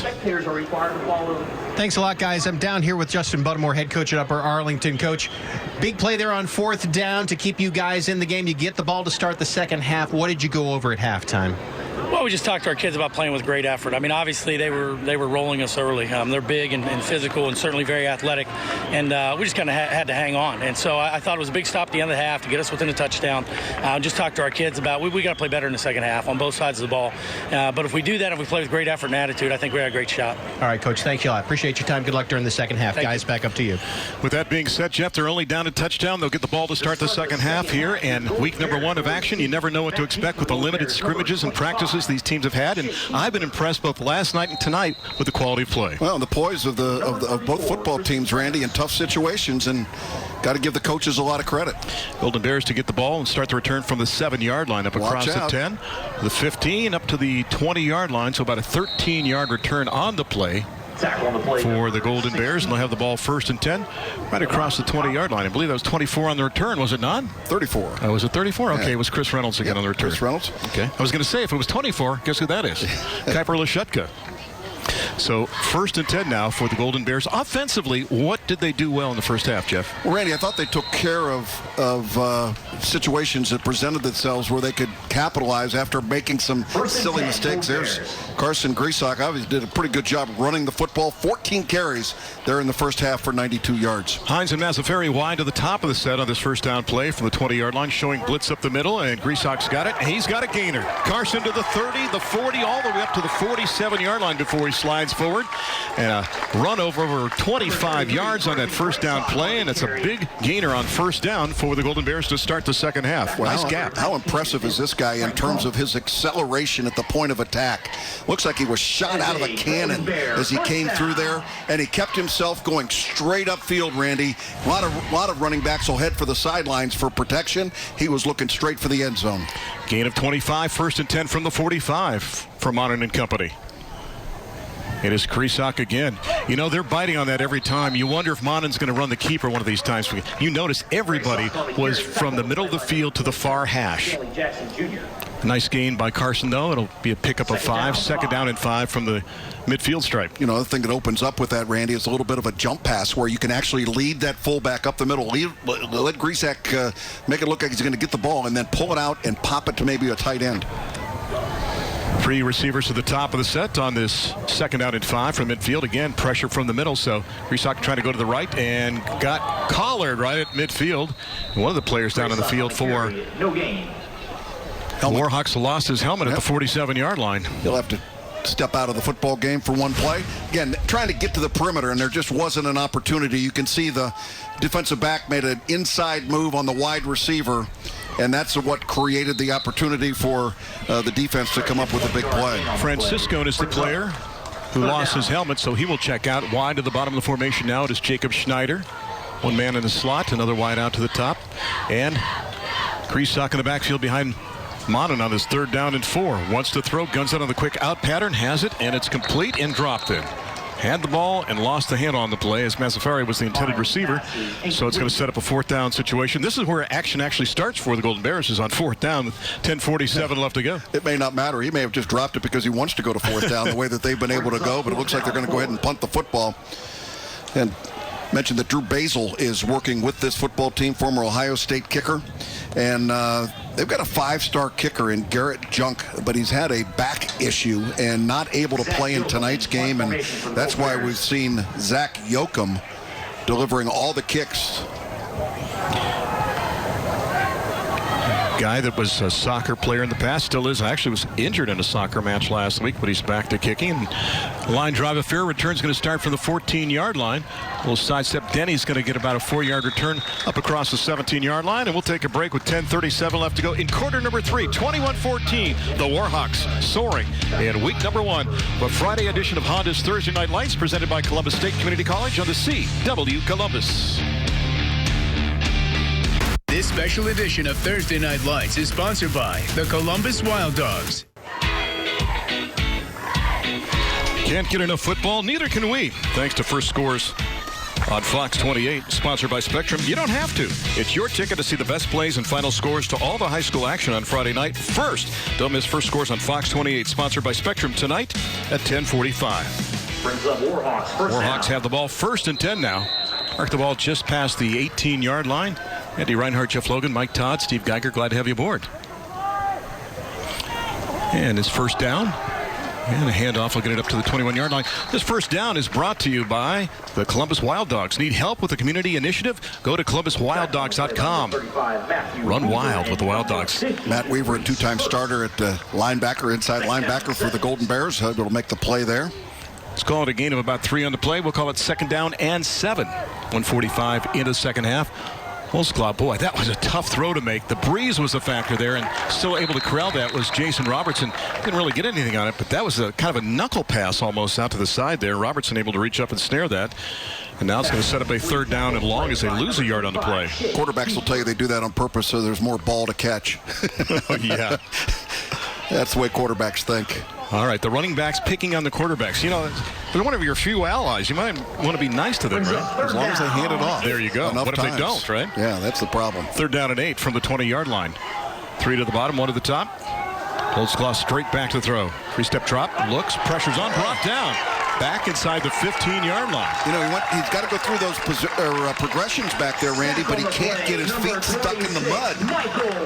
Had an outlet receiver wide open in the flat. All he had to do was dump the football, and when he feels that pressure, what Arlington has done in adjustments on defense is that they have kept their defensive ends pressing that pocket inside and not allowing Judah Holzclaw to be able to break contain like he did early in the football game. Ballinger, honorable mention OCC, and could have a ticket for a higher designation this year as he makes the sack on the play. 3 minutes into the second half. Punting situation now for Jason Robertson from back at his own goal line. Nice kick. Reynolds will watch it sail over his head inside the 45, inside the 40 to the 35, all the way down to the 33-yard line. Wow, what a punt that time. So 38 plus 13, that was a 51-yard punt on the play. So 1st and 10 now First down, Golden Bears on for 33-yard Upper line. Arlington here in this contest. And just a reminder, coming up at the end of the game, we'll recognize the Rally's player of the game. And Jeff, this could come down to the last big play of this contest, and maybe a big rally by one of the teams as well, too. Now I'm hungry. 1st and 10 from the 33-yard line. It's rally time. Not about football, but time to eat. See what the Golden Bears can do now. Chance to tie this thing up. Central's been sending a linebacker, at least it seems like, on pretty much every play of the last quarter or two. And the handoff that time, Grisak has been a workhorse. He's carried the ball a number of times here in this contest. In fact, near 20 carries already in this game here, and we're still sitting at the 8:35 mark of quarter number 3. Gain of 3 brings us 2nd down, 7. The beanbag is placed right across the 36-yard line. Picks up a couple on the play. Call it 2nd down and 7 from there. And Jackson in there at a linebacker for the injured Glasser. Coming from the outside, and that's the side that Grisak is going to, and bounces off the first hit. Short gain on the play, but that time the defense guessed right, Jeff, as they came from that far side, and that's the side that Carson was going to. Yeah, a lot of bodies out there, but once again, they weren't able to bring Carson Grisak down. They pushed him out of bounds, but again, a big physical runner. 5'10", 210. You know, that's big, solid fullback style, but I'm really impressed, Randy, with his speed. What size did you play at in college? I was maybe 190 pounds. I mean, but now, I mean, 210 seems like it's average for that position. 3rd down, they need 4 more. Monin, the quick dump out to Reynolds. That's the pop pass I was talking about, yeah, where you're leading the play. And now, let's see, are they ruling that backward pass or a forward pass? I thought it was a forward pass. They were trying to get the ball to the outside to Chris Reynolds. We've heard nothing yet right now. The officials are going to confer. We'll check out a replay in just a second, too, and try to ascertain. There's two things. It can be a forward pass or a backward pass. If that were a backward pass, that ball was alive. If it's a forward pass, it's incomplete. Paul Balthaser is hearing from his compadres out there in the field at the 43-yard line. Line judge has got to make that play. They're calling it incomplete pass.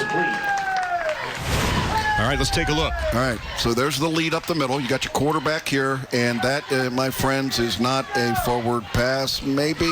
Boy, that is really close. Watch again. He's throwing it at about the 37-yard line, and the ball is right there at about the 37-yard line. I think a good decision by the referees in that case. Historically, when there's a doubt, it goes to being a forward pass. Normally, it has to be clear that the ball was headed backwards. So, punting situation. Good play call set up, though. Just couldn't execute it. The breeze picking up and actually changing directions now. A high hanging punt. Denny calls for the fair catch. Can't make it, though, as it bounces back. And, boy, that nearly hit a Warhawk blocker who didn't see the ball. And they dodge a bullet. Now Westerville Central will get it back now. 7:49 left to go. Down on the 36. We are going ping-ponging back and forth here on possessions. Tell you what, one guy that's been all over the place so far in this contest is Michael Ballinger on defense. Watch his play at the Leo position, if you will, for Upper Arlington. Solid inside, solid outside. And look at this tag team tackle that time. But Ballinger, again, coming through. And Ballinger coming through to make the hit again. And Michael, a guy that, as we mentioned, honorable mention all-district last time. And he's a guy that's going to have to be a leader on defense and has stepped into those shoes admirably so far in this first week of football action. This time Ross has got it. He's going to take it around the outside. Nothing there. So they get it back to the 35-yard line, and that is it. They'll lose a yard on the play. It'll be second down and 11 from there with 7:35 left to go in quarter number 3. So right now, Jeff, both of the offenses kind of stalled, it seems like. Well, and I think adjustments by the defense are probably part of that. I also think the heat of the night is starting to wear down. There's a lot of players on these teams, even though these are the big schools, playing both sides of the ball. Holds claw on a second down and 11. Tough pass. It is caught. I didn't know who he was going to, the underneath man or the deep guy. And it's caught on the play by Denny at the 39-yard line. I think Denny just decided, I'm going to get this one. I haven't gotten enough balls out here in my direction. And you can see that he made the catch. I'm sure it was intended for him, but there was another receiver deeper. Yeah, that was Davis. Yeah, I thought for sure it was intended for Davis on the play. So it'll be third down and 7 now from the 39-yard line. Bluffing the blitz from the middle this time for the Golden Bears. Now the Warhawks peer to the sidelines to get the play information. I doubt they blitz here. They've got 5 receivers that are going to be in the pattern here, and you need those linebackers. No blitz. They're rushing 4. They drop. Holtzclaw going to dump underneath. Plenty of real estate. Can Ross make something happen? 40-45. He's going to be shy of the sticks by less than a yard, according to my calculations. It's going to be fourth down and 1. That's the correction they made on the previous series where they did not get the ball out to the outlet receiver, and it looks like it's going to bring up a punting situation. Not sure whether this was a forward pass or not, but I'm not sure this is a punting situation either. Historically, if you can be historic in 1 week, it hasn't been, but we'll find out what happens. Upper Arlington ran the fake for some 33 yards. Have you practiced enough to be able to snap it to one of the upbacks? That's the question. Nope. Floating back with a snap. Robertson with the boot. Fair catch called for, and the handle. Was it touched? Ooh, I don't know about that one. Dribbles inside the 10 to around the 8-yard line. Some of the Warhawks thought it might have been touched on the play, but apparently not, as Shea Keithler was dangerously close to the football with 5:43 left to go. We'll take one more break here in the third quarter. 21-14. It's a stalemate. Westerville Central still on top here on the CW Columbus.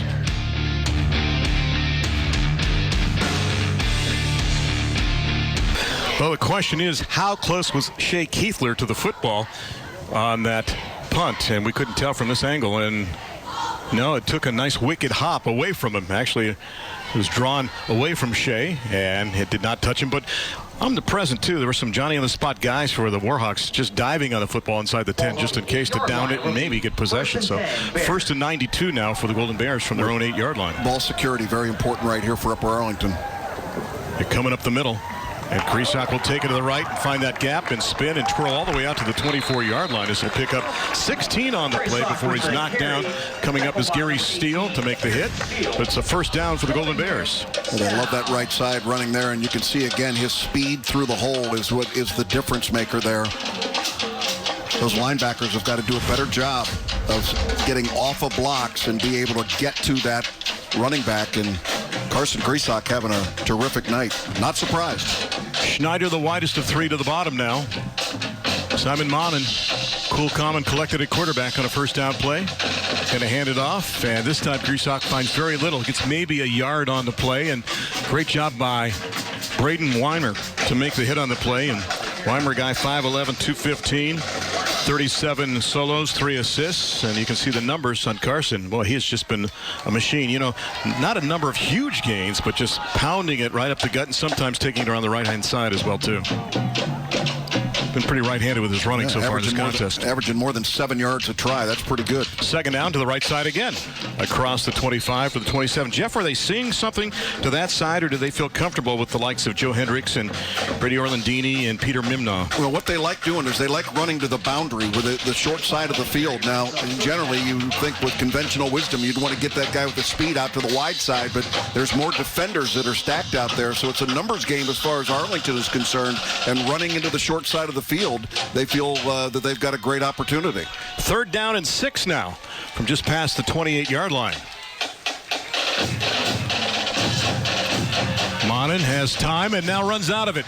Great pursuit from the outside, and big number 33 came shooting through. You talked about him coming in at times on offense as that extra back. Brayden Murray this time coming in as a backer to make the hit. I think I made Brayden Murray last year the captain of the Fireplug team, and at 5'7", 235, how about this dude? He played some offense being the lead blocker, and he comes from that nose guard position and is able to take down the quarterback. Great effort by that young man. And that was a kid, too. He didn't know about his future with football, but he said, you know what, my team is so special to me.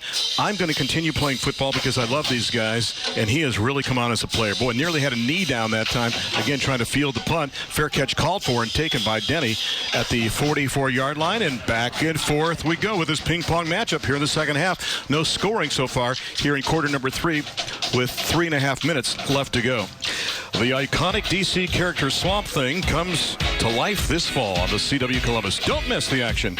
It's a 90-minute thriller when it debuts on October the 6th at 8 p.m. only on the CW Columbus. Are we having Swamp Thing parties at your place this year? Well, all I know is Mike Todd talked me into giving this a try. So, all right. He grew up with Swamp Thing, I understand, as a comic. Yes. You didn't know that? No, I didn't know this stuff. You're reading the Archies all the time, right? Holtzclaw with pressure on, gets away, has a gap, thinks about throwing, tries to lead Davis down the sideline, throws it up for grabs, and wow, that was dangerous. Double team there. Pass falls incomplete. Mike Todd was a fan of Swamp Thing? I didn't know that. Big time. We talked to him last night that he was the expert on Swamp Thing, and he mentioned to me tonight that he used to have that as a comic book as a young kid growing up. Again, Holtzclaw holds onto this ball, tries to come up with the play, and again, the one thing that I think Holtzclaw is going to have to work on is touch. Being able to, he can throw the big throw. He can throw the one that has got a muscle out there, but can he put touch on the football? That's the difference maker. 2 to either side with the barking count. Now they peer to the sidelines to get the updated signals. Signaled in by Coach Morrison and company. Second down at 10. Gonna lob it. Ooh, dangerous pass. And there is desire to pull the football down right there by Jason Robertson. Man, he just wanted it more than everybody else. Timed it perfectly. Their shoes are tied together. They got tangled up with their shoestrings. That's a first. Watch how he brings that big shoulder over top, able to deliver the football, and that is a fabulous effort. Going up and catching the ball, Jason Robertson. And that's high-pointing the ball. That is coming up with the play. It's high-pointing, but is that still a shoestring catch then? Because they got their shoestrings tied That's right. up. Boy, great effort there by that young man. So 1st and 10, mark the ball at the 35-yard line. Ross time, look at the gap, look at the acceleration, and the cut. 15, 18, 20 yards on the gain. First down Warhawks with just over 3 minutes left to go, and this is where Michael Ross can be so effective. Got a little bit of daylight there and was able to make the big play. Again, running into the short side of the field here as well. Missed tackle there at the line of scrimmage. And this is where Ross is able to make things really go in the direction of the Warhawks. From the 15-yard line, Ross again. 15-10, and Michael's going to take it in for his third score. Sometimes, Jeff, you can sense when a running back feels it, and I think Michael Ross feels it right now with another Ramos roofing touchdown. And again, for a free estimate on your roof, you can call or text 614-761-ROOF. We have a player down on the field right now for the Golden Bears. You know, Randy, this third quarter has been a battle of field position, and Westerville Central put themselves with that good field position by a defensive stop, and look at the missed tackles along the way. My old coach Woody Hayes used to call that leaving a string of pearls behind you if you're the running back, and look at the number of jerseys that are just laying in the wake of Michael Ross, who was able to score the touchdown. His third score in this contest. Again, one of the Golden Bears injured on the play, helped to the near sidelines at around the 15-yard line. So extra point time now as we stand at 27-14 with 2:50 left to go here. I like the fact that Michael Ross has brought his own chair with him. I mean, he goes over. Everybody else is standing at a position, social distancing, doing the right thing. And Michael Ross has got like the throne over there. This is like his spot every time he goes to the sidelines. Hey, Jeff, you score 3 touchdowns, you get your own chair too, all right? Extra point is up, and it slides through as a knuckle affair. It makes it 28-14. They've doubled up now, the Golden Bears, with 2:50 seconds left to go here in the third. And that's not the cushiest of chairs in the world, but Michael Ross, we mentioned 2 touchdowns early, and here's how he crossed the goal line each of 3 times. We go back to the first quarter, and Jeff takes it in from 11 yards out. They would get a 2-pointer. That time it made it 8-0 in favor of the Warhawks. Yeah, terrific effort by Michael Ross, only 175 pounds, but runs with power as well as that great speed. That one was 12 yards out. And here later in the game, here in the third quarter, able to make the score to make it now 28-14 in favor of the Warhawks. So he goes 11, 12, and 15 for the 3 tallies in this contest. And a guy, too, when you look at Michael Ross, last year, Jeff, in 4 games, carried it 21 times for 108 yards and had 1 touchdown. And he's done a lot better than that in this contest as you check out your Hilliard Lawn and Garden scoring summary as they go 4 plays and 55 yards in under a minute to double up on the Golden Bears now. You know, Randy, when you were talking to the coach in preparation for this game, get back to that in a second. Reynolds with a gap up the middle to the 40, trying to carry one man all the way up to the 44-yard line, and a late flag on the play as well, too. Nice return. I was going to mention that Michael Ross, coach told you he was 7th team a year ago at this time and has worked himself up to the point where he is the featured back. Done a good job through practices and also because of attrition. Upper Arlington, they're first of the game. So it's a hand slap against the Golden Bears. Yep. The first sideline warning means very little. That's excitement by the coaches out there cheering like crazy. Probably gave it to Drew Basil. You know, that former kickers, that's... He's coached a lot of different places, too. But they don't know how to manage themselves along the sidelines. Now you pick on kickers. First it was quarterbacks. That's easy. Wow. You didn't have any friends on the offensive side of the football, did you? Why is Logan hanging out with the DBs? Nobody will talk to him on offense. 1st and 10, Golden Bears from the 44 from Monin and Company. Wants to throw. He wants to go long downfield. Looking for Massaferi. It's a jump ball. Tipped up and incomplete at the 24-yard line. Massaferi trying to get himself to the position where he can go high point that football. Now, here's an interesting thing. We talk about the fact that now Massaferi has to bring that ball all the way back with him, hand it back to the center to be placed. And you can see here, just never able to get his feet set to be able to high point the football. The defender, however, was able to get up there and make that play. That's Kyle Denny. So it's now 2nd down and 10. Good field position for the Golden Bears. Griesach's got it, and he's got nothing. He's brought down right at the line. I think it was Weimer again, number 2. Yeah, with the penetration to help make the hit on the play. And Brayden has been very effective, especially here in the second half. Young man who likes business law. His mom played softball. His dad played soccer in college. Dad was over at Capitol, I believe. That man has had quite a night as well, too. For, a team in Upper Arlington that's had to go through a lot in the last 3 years, Jeff. We mentioned it. 3 different coaches in 3 years and 3 different offensive styles in the last tryout of years as well, too. And that's probably the biggest difference is the fact that, leadership has changed, but also the styles of offense have changed dramatically. Monin with the pump fake. Was looking left, now rolling right, looking downfield, trying to buy time and find a receiver, and he's going to go down behind the line of scrimmage, tripped up around the 42-yard line. Good penetration on the play that time by the Warhawks to force the loss on the play and also set up a punting situation. Zeke Healy is the guy that ends up making the play. Look at the chase here. They are getting after it. And you can see Healy with the shoestring tackle. How about the motor of Brayden Murray there, 33, chasing him down as well from that nose guard position. How about Zeke Healy 2 years ago as a sophomore, had 113 tackles and 18 sacks and was first team All-League then. I said, how do you describe him? And Coach Morrison said, I mean this politely, he's a freak as a sophomore, and now he's even better as a senior. Great kid, too. Punting situation now for the Golden Bears. And Zach Yoakum will get it off from the 32-yard line. Danny wants it and waves that fair catch hand and goes down to a knee and makes the catch at the 24-yard line with 1:01 left to go here in quarter number 3.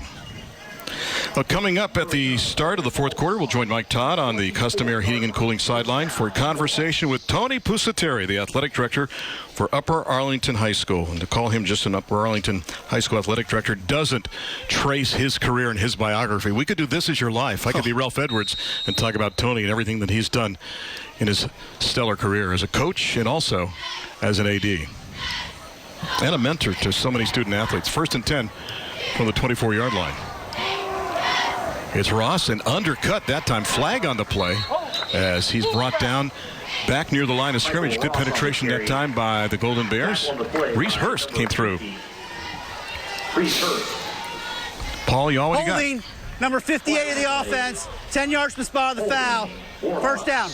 Do you take that or do you decline it? Make it 2nd and 10 or you go 1st and 20? Well, I think because of field position, you'll go ahead and send them back there. Okay.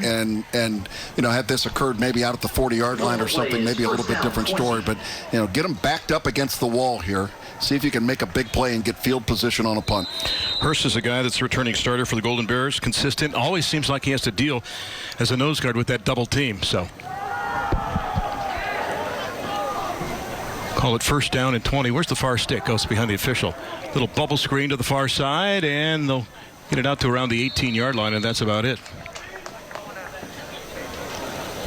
So again, we've had those lulls here in the second half. We got one now late in the third quarter. The Golden Bears trying to make a statement here on defense because they'd love to just cap this right now and get the ball to start the fourth quarter on a short field and try to cut into that 2-touchdown lead. It doesn't look like they're going to run another play here, Randy, in the third quarter. So we'll move on to the fourth quarter.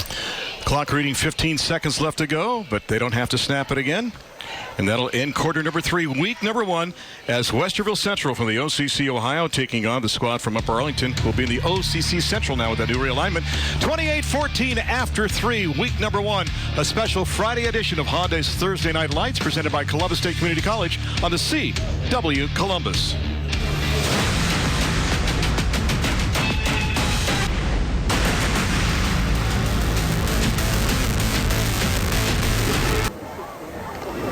Happy to be joined by Tony Pusateri. He is the athletic director for Upper Arlington High School. Tony, beautiful facility here. Talk a little bit about this labor of love of improving Upper Arlington Golden Bear Stadium. Well, thanks for asking, Mike. We are so proud of this place, and our parents want the best for what their kids. And you can see it's not even done yet. It'll be done around May. But everything's state-of-the-art. The educational side of it, we'll be so far ahead.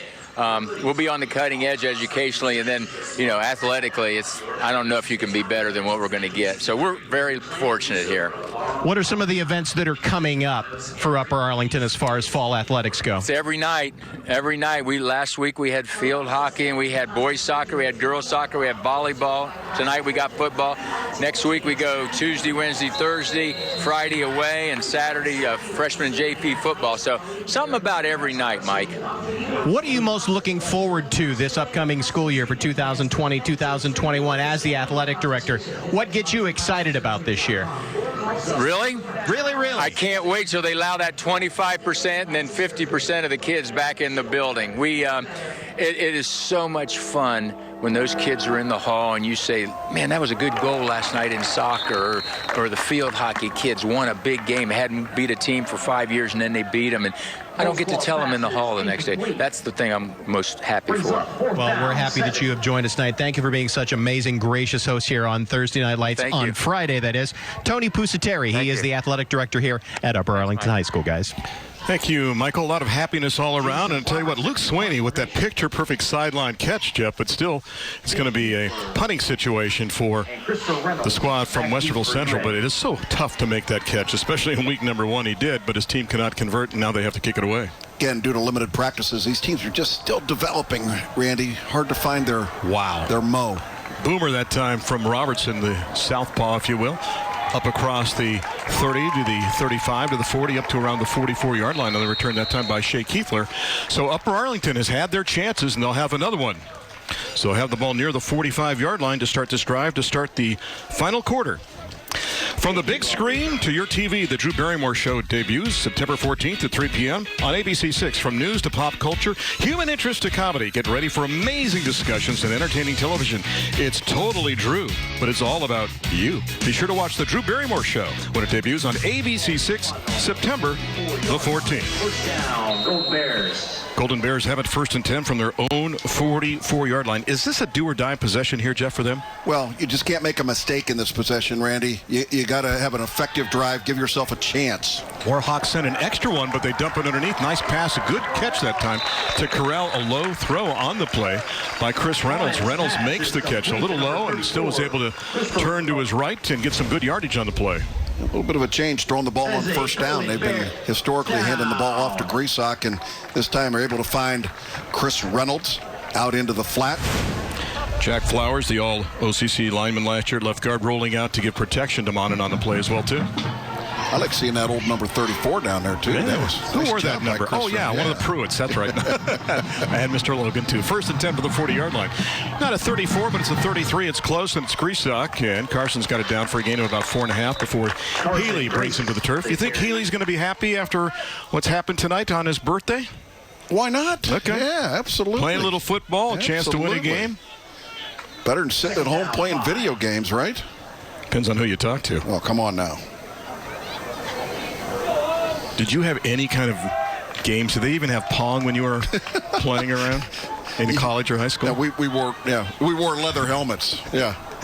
Listen to you. Caves can be cold in the wintertime, can't they? 2nd down, we'll call it 5 from the 35-yard line. You are older than me, so. Using rocks instead of checkers. Handoff, Greasock, left side. And he's going to stretch it out. Can he bounce? Almost. Gets it down inside the 31 near the sticks at the 30. It's going to be 3rd down and short from there with 10:35 left to go. Good closing tackle by M.J. Davis. Looks like he was able to come over and make the play. Good, great block on the outside by the wide receivers. Didn't clip anybody. He didn't hit him in the back. And you can see the play actually coming up, making the play is Sam Riccobono. Sorry about that, Sam. And also Flowers out there again as a lead blocker, number 55 coming through. 3rd down, less than 1. You don't do a Green Bay Packers here and put it up, do you? Got trips to the bottom here, one back in the backfield. They just want to get to 4th down. Monin, Greasock, he's got 2, and he's going to move the sticks. And I know that because I saw the signal of a 1st down by big number 77, Peter Mimnaugh. I take his word for it, so it's a 1st down.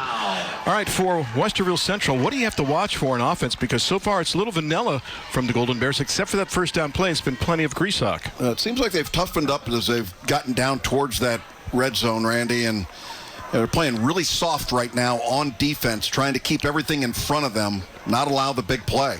1st down, they want to throw again. Ooh, tough pass. It's caught, but not a whole lot of yardage that time. Is a short gain. I think that's that same pass play to Reynolds, is it not? It is. Yep. Pretty well defense that time. It was a sandwich throw that time, one defender to either side, so he didn't really have a whole lot of room to move and got it down to around the 27. Look at the pursuit by the linebackers, quickly getting out there, recognizing what was going on. A lot of white jerseys out there. Not much of an opportunity for Chris Reynolds to make the play. Picks up a couple on the play. It'll be 2nd down, and we'll call it 8 with 9:13 left to go. Is it Mazzafari time? He's wide to the bottom. No, it's Greasock again. So many times Monin has put the ball in the midsection of Greasock, and I'm just waiting for the one time where he keeps it himself and goes around the end. Just like he wanted a little pass play to the outside, which nearly turned out to be disastrous, by the way, I wanted to point out. It was nearly a backward pass. There's Mr. Greasock, and he's approaching 200. And again, it's just the grinding running of Carson in this contest. Hasn't broken many long ones, does have a touchdown in this game, but right now the Golden Bears are 2 scores away from tying this thing with 8:37 left. They need 3 more. Great penetration, and they bring him down. Undercut on the play, and it's Mr. Healy. Braysock is tackled for a loss by number 34. Zeke went low, found the opening, and big number 34 makes the hit on the play. He had the hot call here. He was going after the running back regardless. You see him in the gap. And when that comes up, when the offensive line sees that, they've got to make something happen. And there was a great attempt there by the center, Joe Hendricks, trying to make the block, but just too quick was Zeke Healy.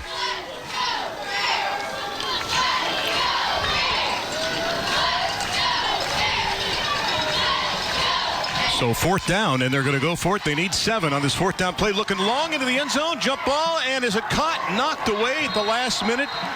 And it falls incomplete. Boy, that ball hung up there a little bit because it looked for a second like Reynolds had the step, but good closing speed by the Warhawks to knock it away. Yeah, that was perfectly thrown, Randy, and all you want to do is give your receiver a chance to go up there and battle.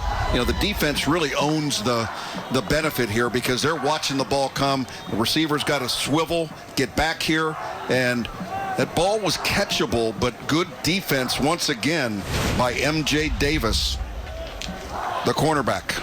So we turn it over on downs, and we give it back now to Westerville Central with a late add as the middle guy to the top as a wideout. And it is Ross time, and Michael's got 10. He's got 12. He's got a first down. And that's what you'd like to do right now if you're the Warhawks. Just keep it on the ground, milk some of that clock, and shorten this contest. You're already up by 2 scores. Yeah, if they can keep the chains moving, Randy. 7.5 minutes, as you can see on your screen, remaining here in this football game. Leading by 2 scores, but got to take care of the football. Luke Frederick coming up from the secondary to make the hit. It's been a good night for Mr. Ross as well, too. He's got 125 yards rushing in this contest. And, most importantly, 3 touchdowns from 11, 12, and 15 yards out. Wouldn't be surprised Holtzclaw starts running the clock down a little bit before he makes the play. I was just going to say he was peering at the play clock to the far right. Oh, look at the cutback by Ross. Nice play. Mere mortal will gain about 3 on that play. He picks up 6 and nearly 7 as well, too. But I noticed Holtzclaw went ahead and snapped that with about 9 or 10 seconds. So I think you're right. Let's see if he waits a little longer and snaps it around 3 or 4 seconds instead. You know, one of the things you want to do is keep the momentum of your football team going when you've got the energy, but also be smart about the play clock as we go down. And once again, nice effort inside. 3 rapid cuts and then the strength to push the defender back another 2 yards. Gain of 8 officially on the play. 2nd down and 2 from right at the 45. Play clock down to 12. Shooter looks at it now. Now takes it under 10. Snaps it at 5. It's Ross again. And this time he'll be brought down at the 48 and will move the sticks again with 6:22 left to go here in the 4th quarter. Last year, when you look at Westerville Central, this is a team that went 7-4, had 4 losses by 10 points or less, and the teams they lost to were 36-11. Meanwhile, for Upper Arlington last year, under Jeremy Scally, who we saw last night as head coach Hilliard Davidson, they went 6-4. I'll tell you, Michael Ross knows he's been in a football game tonight. It's like Stan Jackson Jr. in there now at the tailback spot. Lined up behind Holtzclaw. 1st and 10 from the 48-yard line now with 5:54 left to go. And a quick pop across the middle. And dropped on the play. I think it was Swaney trying to catch it on a slant. Nope. Yeah, it was. Swaney, number 8, trying to catch that ball. And Luke just could not corral that. And again, you talked about establishing touch on the football. Sometimes you want to throw the fastball. Sometimes you need to take a little off of it. And just like any pitcher, you have to know when to throw the heater and when to throw the off-speed stuff. And that's no more than a running play for them. They feel as though the little short, quick pitch out there, that they ought to be able to control the ball, get the ball on the perimeter, eat up as much clock as you possibly can. Holtzclaw with Jackson in the backfield to his left on the 2nd down and 10 from the 48. And Judah's going to keep it. Now, that's the thing I was talking about. Even if he falls forward from the line of scrimmage, he's going to pick up a couple of yards, and that time gets it across midfield. He goes from 48 to 48, picks up 4 on the play. It'll be 3rd down and 6. If Upper Arlington has any chance, they have to make a stand here, I would think, on this 3rd down play, Jeff. Yeah, and if you're Holtzclaw, what you want to do, I mean, this is obviously a passing down for them, though checking back into the ball game. Is it Michael Ross coming back in? Yes, he is. Yeah, so he's certainly an X factor in here, but little play action and let Judah Holzclaw be able to find a receiver. All they need is about 6 yards. Let's see if they give to Ross even. This could be 4-down scenario for these guys. Nope, he's going to throw, or at least try to throw. And roll to his right. Look, try to buy time and get away. And can he get to the sticks? And a little pirouette, and he's down near the chains. Let's see where they mark him down. If he's inside the 42, he's got the first down. And I think effectively, if that's the case, they have enough to milk the clock and shorten this contest even more, and it's enough for a first down for the Warhawks. Yeah, terrific effort here, and Holzclaw's got to be able to find that first down marker and make sure that he just gets his team the first down, and give this young man a lot of credit. He didn't bail out. He took the hit and came up with the first down. Right at the 42 of the Golden Bears. Playing catch with a beanbag. Now into the pocket of our umpire. Ross has got it, and Ross has got 2, maybe 3 on the play before he's brought down. Michael Ross carry. Landolfi makes a hit on the play. Got an official's timeout, and now let's see if it turns into an Upper Arlington timeout. I think they are going to take that timeout. I think the defense probably a little gassed right now, and I think they're going to go over the scenario of what they need to do to stop it. If you're Westerville Central, more of the same and shorten this contest and take home your first win of the season. We'll take a break here on the CW Columbus.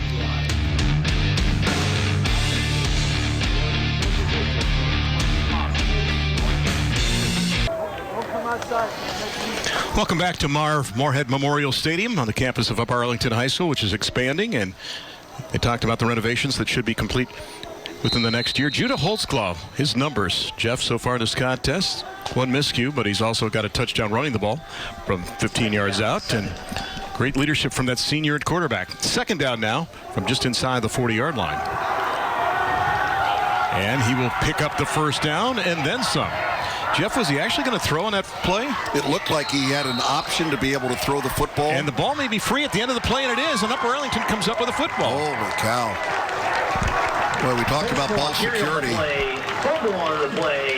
First down. Yeah, I think Keithler actually ripped the ball away at the end of the play from Holzclaw. That man, Shea Keithler, let's watch this along the far side as he's trying to bring him down. And watch, 8 and 25 team up. Yeah. And they strip it out. Keithler strips it out and actually comes up with the football. His feet stay in bounds. And watch this, the tag team there. He and Landolfi working on him. Yep, assuming there was no whistle over there, that ball is live, and Upper Arlington's going to get one last breath. Again, 2 scores down in this game, Randy, but this is all you're asking for is a chance. And I think Upper Arlington has 2 timeouts left. Remember, they burned one just a couple of minutes ago to rest their defense. So they've got 2 timeouts left, down by 2 touchdowns, 4:10 left on the clock. First and 10, mark the ball at the 26. They're coming on a blitz up the middle. Pressure on and bounce pass to the far side. Looking on the play for Mazzaferi, and it falls incomplete. It'll be second down and 10 with 4:06 left to go. Second down, 10. Well, that pass play worked some in the first half, too. Remember, that was kind of the play that led to the slant move by Mazzaferi, and he took it in for a touchdown from some 39 yards out. This time they go with 3 wide to the bottom of the formation. Jalen Hines, the widest of the 3. Monin is rolling that way. Looks, dumps. Reynolds, did he catch the ball or did he trap it? It bounced in there. Pass falls incomplete. It'll be third down and 10. Monin's pass is incomplete. I think we got a cramping situation now by one of the Warhawks down at the 38-yard line, and it is, I think, Vince Francisco who's down there trying to stretch out that right leg. So as they attend to him, I will say this. Hey, we know the mornings are different. But Good Day Columbus on ABC 6 and Fox 28 remain on your side from the moment you get out of bed. From overnight changes to what's happening in your neighborhood, be sure to wake up with Kurt, Jessica, Buck, and Katie. Weekday mornings for Good Day Columbus on ABC 6 and Fox 28. Catch them Monday through Friday. So the timeout is taken as they attend to Francisco down on the field at the 38-yard line. Jeff, we've seen some cramping, but probably not as much as we thought we would see, especially with a limited scrimmage and practice time for some of these teams. And again, I think hydration obviously is important, and these teams have been concentrating. It's been a hot week all throughout in preparation for this game. But, Randy, normally in games like this at the beginning of the season, we see a lot of guys going down, and we've only had a couple of situations last night in the game with Darby and Davidson, and again tonight just 1 or 2. So 4 minutes left on the clock, and here comes a third down now. and 10 for the Golden Bears, down by 2 scores at 28-14. I guess if you would have a razzle-dazzle play, this might be the time to use it. Although, as we talked about, maybe they save it for 4th down, because 4th down has been successful in this contest. Blitz coming from the outside. It's Healy coming through. Looking downfield. Separation. Reynolds has got it. Nice pass play, and Reynolds just had to wait 1 step for that football. Has the 1st down.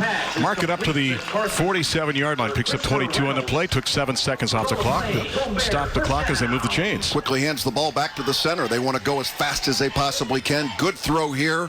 Ball sitting right down in the middle of the zone. And the pass double team and knocked away there on that slant. Now, the thing I don't understand, the clock started already, because obviously the offense can dictate the action because they're holding the football. The chains were nowhere near being set. I mean, that is an approximation along the far side of the field. Your mileage may vary. So now it's 2nd down and 10 from the 47-yard line.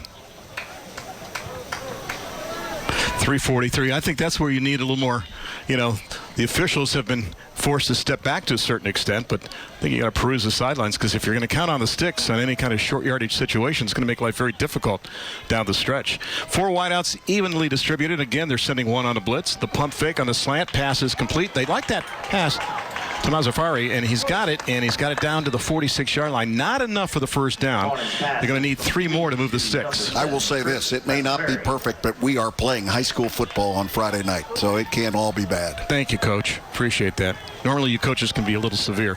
Quick pop this time. Mazzafari cut inside. The pass went outside. So now if you're the Golden Bears, you can't think 7 yards or 12 yards. You need to think 3 yards, because this is your last chance right now on a 4th down and 3 with 3:21 left to go in this contest. Well, this has been the money down for this football team all night long. Upper Arlington able to come up with big plays here on 4th down. Clock continuing. No. Yep. No. Incomplete pass. Yep. Excuse me. So we'll see what happens here. There's the call from the sideline. You going to run it here, Jeff? You're going to throw a pass, Coach? I think they got to throw it. I know you got a hot running back there in Carson Grisak, but new coach, new system, new offense. Put it up. We'll see what happens. Sidestep on the blitz this time. Quick pop, gunned in there. Pass is caught. 1st down inside the 35, down to the 32-yard line. Hines makes his first catch in this contest, and rapidly, here come the Golden Bears to the line. Yeah, good job by Jalen Hines finding a soft spot in that zone. Westerville Central playing very soft right now. 1st down play, Monin looking, popping the flat to Reynolds. Reynolds needs a block. Takes the seam, takes it inside the 25, down to the 21. That'll stop the clock again as they move the chains with 3:02 left to go. And again, they are playing a little soft on defense. But again, Upper Arlington needs 2 scores. So 1st and 10 from the 22-yard line. This time, trip look to the top. Mazzafari alone to the bottom. Officials timeout. An officials timeout. Good play tonight by Chris Reynolds.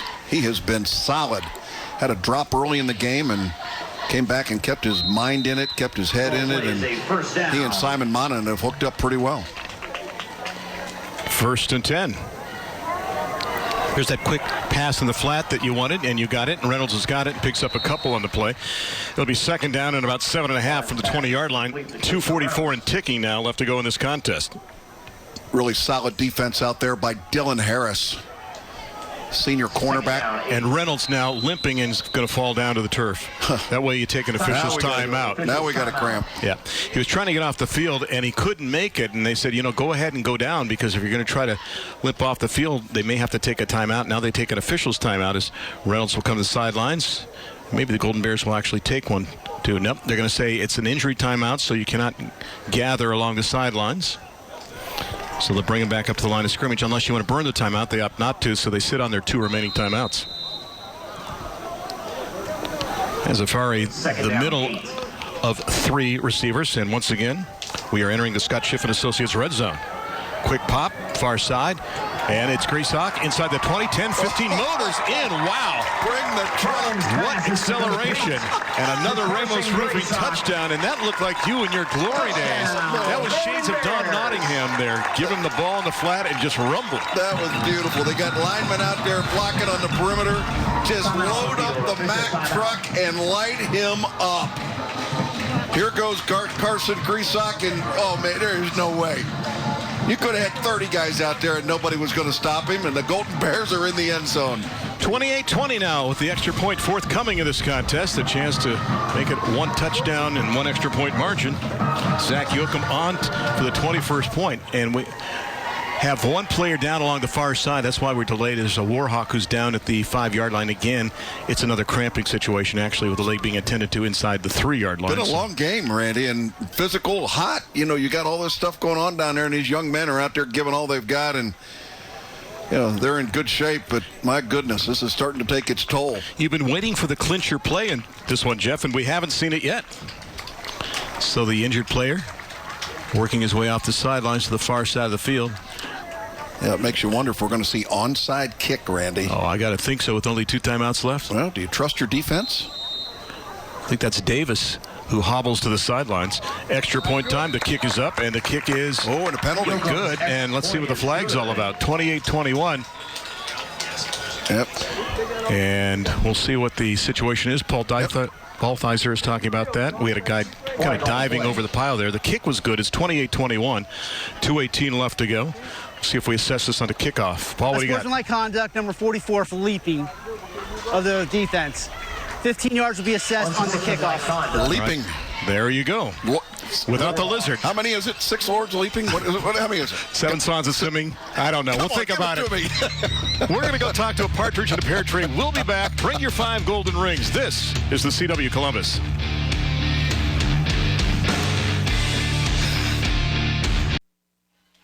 For those of you scoring at home, it is 10 Lords of Leaping, by the way. And we'll remind you that it's the Battle of Hard Road next Thursday night at 7 p.m. The CW Columbus heads to Worthington for Honda's Thursday Night Lights. Rivals Dublin Scioto and Worthington Kilbourne take the field. The CW Columbus is your ticket to live high school sports all season long. And we'll check out that Hilliard Lawn and Garden scoring summary, too, as they get that touchdown, as we're going to get ready for an onside kick as well, too. And Upper Arlington takes a timeout on the onside kick. Interesting. Take my ball and go home. 2:18 left to go. Actually, it's Westerville Central that they're aiming to. Well, they signaled Arlington at first. Now and they change it. 10 plays, 74 yards, 152 off the clock as Griesach takes it in for the touchdown from 19 yards out. The extra point is good. The difference is just 1 converted touchdown. You want highlights in the second half? Sure, we got those. That Aaron Reinhardt guy back there rolling the tapes there with Dean Marini. And here you see Mr. Ross with a couple nifty moves to take it in from 15 yards out for the touchdown. And watch Holtzclaw here. Takes it outside, looking, and then double team, and Keithler strips the football and gets it back for Upper Arlington. You thought they were dead? No, they've got some life left. Here's the pass down the sidelines, and Griesach's going to take the last 19 yards to cut the margin to 1 touchdown. And that's where we stand now, 28-21, each team with 2 timeouts remaining. Upper Arlington, remember, had that penalty assessed for unsportsmanlike conduct for their Lords of Leaping by Westerville Central, so they'll kick it off from the 45-yard line of the Warhawks. Now, Jeff, some of the strategies out of commission now because of the number of players you have to have on one side of the kicker and how you can kick it, but let's see if they can convert it. Not something you practice a lot. I think in preseason they're going to kick it long and see if they can have it die, and it's just scooped out of bounds inside the 15-yard line. So a smart move that time by the Warhawks just to take the ball and push it out of bounds inside the 15-yard line, and that was done on the play. Let's give a little credit to number 21. Yeah. That's Sam Riccobono. Just knock it out of bounds there, and good effort, I thought, by the design to go out there and try and kick it to a soft spot in that kick return area and see if you can get down to the ball first. And now, as long as Westerville Central just takes care of business. So here's the question, or the theory. Do you take the timeout after first down, or do you wait till after second down and third down and take the timeouts if you're Upper Arlington? I think it's determinable by what do they do on first down here, Randy. 5 yards or less, then you take the timeout? Exactly. All right, we'll see. 1st and 10, mark the ball at the 13-yard line. 2:18 left to go in this contest. Great night for high school football. A little overcast, a couple of drops, but we survived it all, and we're in the waning moments of our bonus coverage of high school football with a doubleheader this week. Holtzclaw on the long count.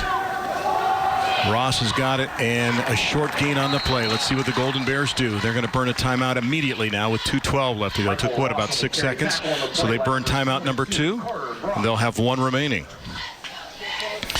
And coming up at the end of this contest, if it ends in regulation, that will be presented. If not, we'll go to overtime. the majestic orb that we have that will be more valuable because it will be coming off the hands of our own Swamp Thing, Mike Todd, down to the far sideline. So we're looking forward to that, to the presentation by Mr. Todd. It's like getting something that's immeasurable from somebody that's royalty at the same time. So that's coming up at the end of this contest. We were going to have you down there, but there are too many votes on the crew against that, Jeff, so I apologize. I think the distancing between us and Mike, especially with that orb,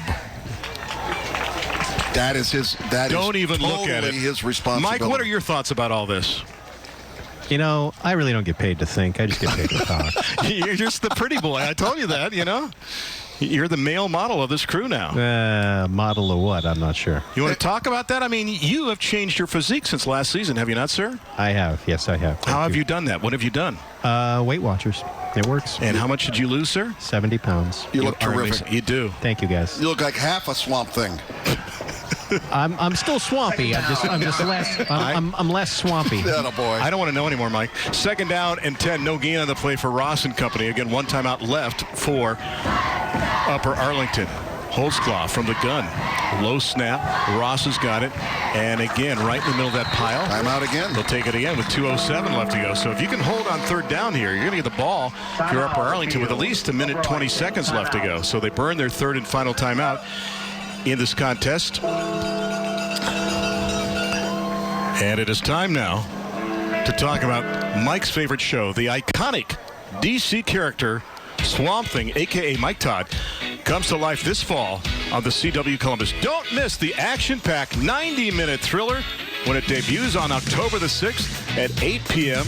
only on the CW Columbus with commentary afterwards by Mike Todd. Did you read that comic? Seriously, Mike Todd, if you're down there still, did you read Swamp Thing as a kid? Absolutely, I read it. Did you read the Archies or anything like that, or no, just Mike? Okay. No, Archie's not my cup of tea. No, I loved reading Swamp Thing when I was a kid. My grandma was horrified when I brought it to her. She's like, "What is this?" I was like, "It's Swamp Thing, Grandma." See, I was a Batman kind of guy. Oh, yeah. I loved that comic, and I loved the campy TV show in the 60s as well, too. Actually, Batman was in an issue of Swamp Thing. There you go. But not everybody can act like Adam West. 3rd down and 9.5 for Holtzclaw and company, and they may burn a timeout now. Westerville Central's not on the same page. Interesting, Jeff, that so many things happen now in football out of the shotgun, you know? You would think on a 4th down in a short situation, you would try to compress everything, but so many times you see that. And even when a team goes into delay or hurry-up offense, they are doing it so many times out of the shotgun. Did you ever think you'd see it so prevalent in high school football? You know, what's interesting is if you go back to the Urban Meyer offense at Ohio State, there was a lot of criticism in terms of some of those short yardage situations where they never really got out of that shotgun. They continued to run that spread. Ryan Day, when he took over, all of a sudden he started putting the quarterback under center, which is a little bit of an oddity. After tonight's game, catch up on all the day's biggest news and get a first look at what to expect when you wake up in the morning. Make the switch to Fox 28 News at 10 and know more and know it first tonight on Fox 28 News at 10. I guess what we'll give a little homework to Mike Todd for is what character you and I should be that he can refer to. If he's the Swamp Thing, we'll see what he says next week when we do Dublin Side and Worthington Kilburn as to what kind of characters we would be. Not sure I want to hear that, but we'll find out. 3rd down and 9. It's Ross. And can he get outside? Gets to the 15-yard line. And if you're Upper Arlington, help him up. And if you're Westerville Central, just take your time. Now the play clock has started, so there's 38 seconds before they have to snap the ball. I guess around 1:20. It'll be right around there, maybe a little less than that. And twin safeties back now for the Golden Bears. Reynolds will not be back there because, remember, he was limping off earlier. So it'll be Keithler back there, and also heading back will be Purcell, who actually was a guy that caught that long pass on a 4th down fake. Let's see if they opt to just take a timeout when the clock gets down to near 0. Play clock's down to 10 right now. And that's what Westerville Central's going to do. I think Brent Morrison and company are going to wait till that play clock is down to almost 0 and burn their final timeout. 2, 1. And there's the timeout with 1:16 left to go. Whole lot of strategery going on in this football game, my friend. And we've evaporated 6 timeouts here in the second half. I'm going straight from here over to Worthington Kilbourne and getting ready for next Thursday night. Oh, my goodness. It should be an exciting game. really proud of the way the schools, both schools, or both places where we've been, have been able to put on these games like this. And we saw Tony Pusateri tonight talking with our Mike Todd, and he and his staff deserve an awful lot of credit for putting this together. And also the crew, the CW, and also our production crew tonight, too. Dean Marini and the crew, think about what they did a game last night, all right? Then they turn around to a game tonight.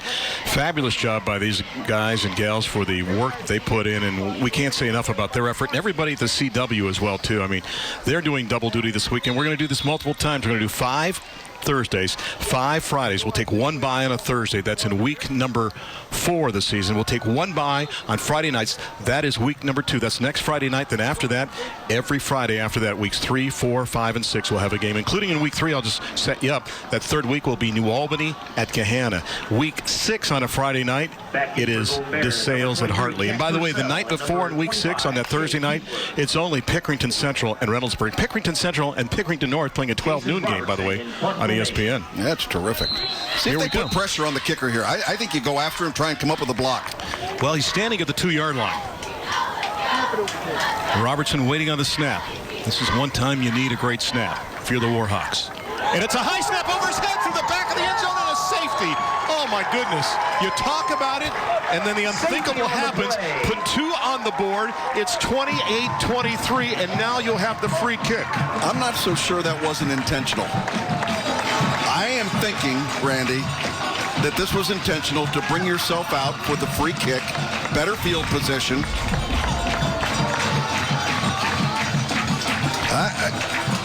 I don't know. My goodness. All I remember is when the Browns did that with Steve Cox, and it came back to bite him. Backfired. Yeah, the way that the kicker reacted, I do not think it was intentional. Look across the way at Brent Morrison. You know, the center in that situation is trying so hard just to bullet that ball back there because he knows he's getting pressure coming. Put a little extra on it and right over the top of the head of Jason Robertson back there for the punt. So, if you left earlier, thanks for coming back. We still have football to play. 1:12 left to go. A free kick is coming. And from the 20-yard line, so Upper Arlington has to realize that and move their front line up because that is going to shorten the field quite a bit. The only thing you'll say for the Golden Bears is 2 things. They have no timeouts left, and you need a touchdown. A field goal is not going to be enough. And so instead of kicking it from the 2-yard line, they're kicking it from the 20-yard line with the free kick. They're putting it on a tee versus punting. And you have that option to do either, and they'll put it on the tee from the 20-yard line. Now that brings the deep guys up for Upper Arlington to the 30 and the 25-yard line, respectively. There's the boot, and that is a good kick. And the return is going to start from the 17-yard line. Buttermore's got it, and Doak is up to the 35, extends to the 36-yard line. So it's a simple story. If you're the Golden Bears, you need 64 yards to try to win this game. If you're Westerville Central, you try to stop them at 63. Buttermore has to take the ball and throw it to the far side of the field because that's the Westerville Central football. They bring in their own football now, and we'll have it 1st and 10. All right, what do you look to see here offensively? I mean, Grisak has been great as a running back, but he's been effective as a receiver coming out of the backfield, too. Yeah. And Mazafari has been very good, too. Got to be really careful with timeouts or with no timeouts remaining in this football game, Randy, getting stuck in the middle of the field on a running play. But the clock will stop when you get a first down momentarily. Monin looking, wants to gun. Dumps it and throws it too high and too hard. Maybe not a bad play that time for the Upper Arlington Golden Bears. 1:01 left to go. Brings up 2nd down, 10. I mean, you can take that shot down the middle field a couple times, but you need to pick up 10 yards to stop that clock momentarily. Exactly. As a ferry went to the sidelines for a second. Now he's waiting for the football, and it comes tossing back. We still haven't seen a measurement in 2 weeks. So. I think they're going to be very limited. I think they've advised the officials to use your best judgment so as not to be touching the ball or anything else, and just reduce that as part of the game. Monin looking, little play fake there. rolling, looking for some help. He's going to get sacked and go down back at the 33-yard line. Huge hit on the play made by number 71 for Westerville Central, and that is Josiah Mayer. Now, third down, you got to get your guys back onside. Third down, they need about 14. No. Oh, and he spiked the ball, so he's going to set him up for one more down. That's it. Fourth down with 43 seconds left to go, so you got to put it all in one basket here. Yeah, they should have had 2 plays called there, Randy, to know exactly what you're going to do and not have to spike the football. So now, if you've got a hook and lateral in your bag of tricks, you might want to consider that. Again, the 3-receiver set goes to the top there, and widest to the top of the formation is Jalen Hines. Mazafari alone to the bottom, looking left, gunning across the middle. Pass is incomplete and intercepted through the hands of the receiver and picked off on the play by Westerville Central, and that will effectively end this contest after that pick on the play, as it's intercepted by number 20 on the play. That is Dylan Harris. Harris has got the pick, and Westerville Central, if they can take a knee, will get the victory in this one. Take a look one more time. Well, again, this ball was pretty well thrown, Randy, but again, you're in a situation where they're just back there, and to complete a pass there is going to be a total breakdown on that defense. There's just not enough room. The ball not really catchable coming over the middle, and Westerville Central's able to finish things up, put the dog in the truck. This one's over. Referee with a nice arm as Paul Balthaser just tossed that thing about the width of the field. So, Holtzclaw and company. Look where Ross is as the offensive safety, if you will. He's a good 15 yards behind the line of scrimmage, I should say, with 30 seconds left to go. And remember, there's 40 seconds between plays, so they don't have to do another snap. So that will give the victory to Westerville Central. And, Jeff, I would call this one hard fought. And even though Upper Arlington seemed to be downtrodden a little bit early on, they fought their way back, but Westerville Central had enough in the tank to hang on for the W. You know, I think clearly you could see that they're maybe the more talented football team, the deeper football team, probably Westerville Central. But I'll tell you what, the heart and the grit of this Upper Arlington football team to take advantage of the situations that they had. And when I was talking to the head coach before the game, Justin Buttermore, one of the things he's challenged his kids with is we got to be tough. We got to have a character of being tough out there, and that's exactly what they got done tonight. Post-game show and the trophy presentation just around the corner. 28-23, the final tally in this one. This is the CW Columbus.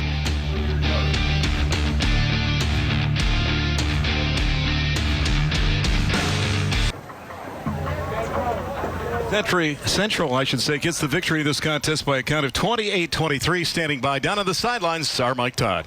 All right, thanks a lot, Randy. I'm here with head coach Brent Morrison. And Brent, good to get that first win under your belt. What did you see from your team tonight in their first game? You know, we've been stressing start fast, finish strong all year, and I think our guys did that. And we told them it was going to be a crazy game. Weird stuff was going to happen. I mean, during my pregame speech, the national anthem starts, right? Weather, I mean, all kinds of stuff. And, you know, we actually told our guy to take a safety there, and next thing you know, snaps over his head. So, you know, we got some things to clean up before next week, but very proud of these guys and what they did. Well, Coach, I want you to hold up that trophy because it is our pleasure to present to you the Thursday Night Lights Championship Trophy. Let's hear it for our captains over here from Westerville Central. Congratulations, Coach. They are a little happy right now. Congratulations to the Warhawks getting the victory in week number 1, 28-23, the final in this one.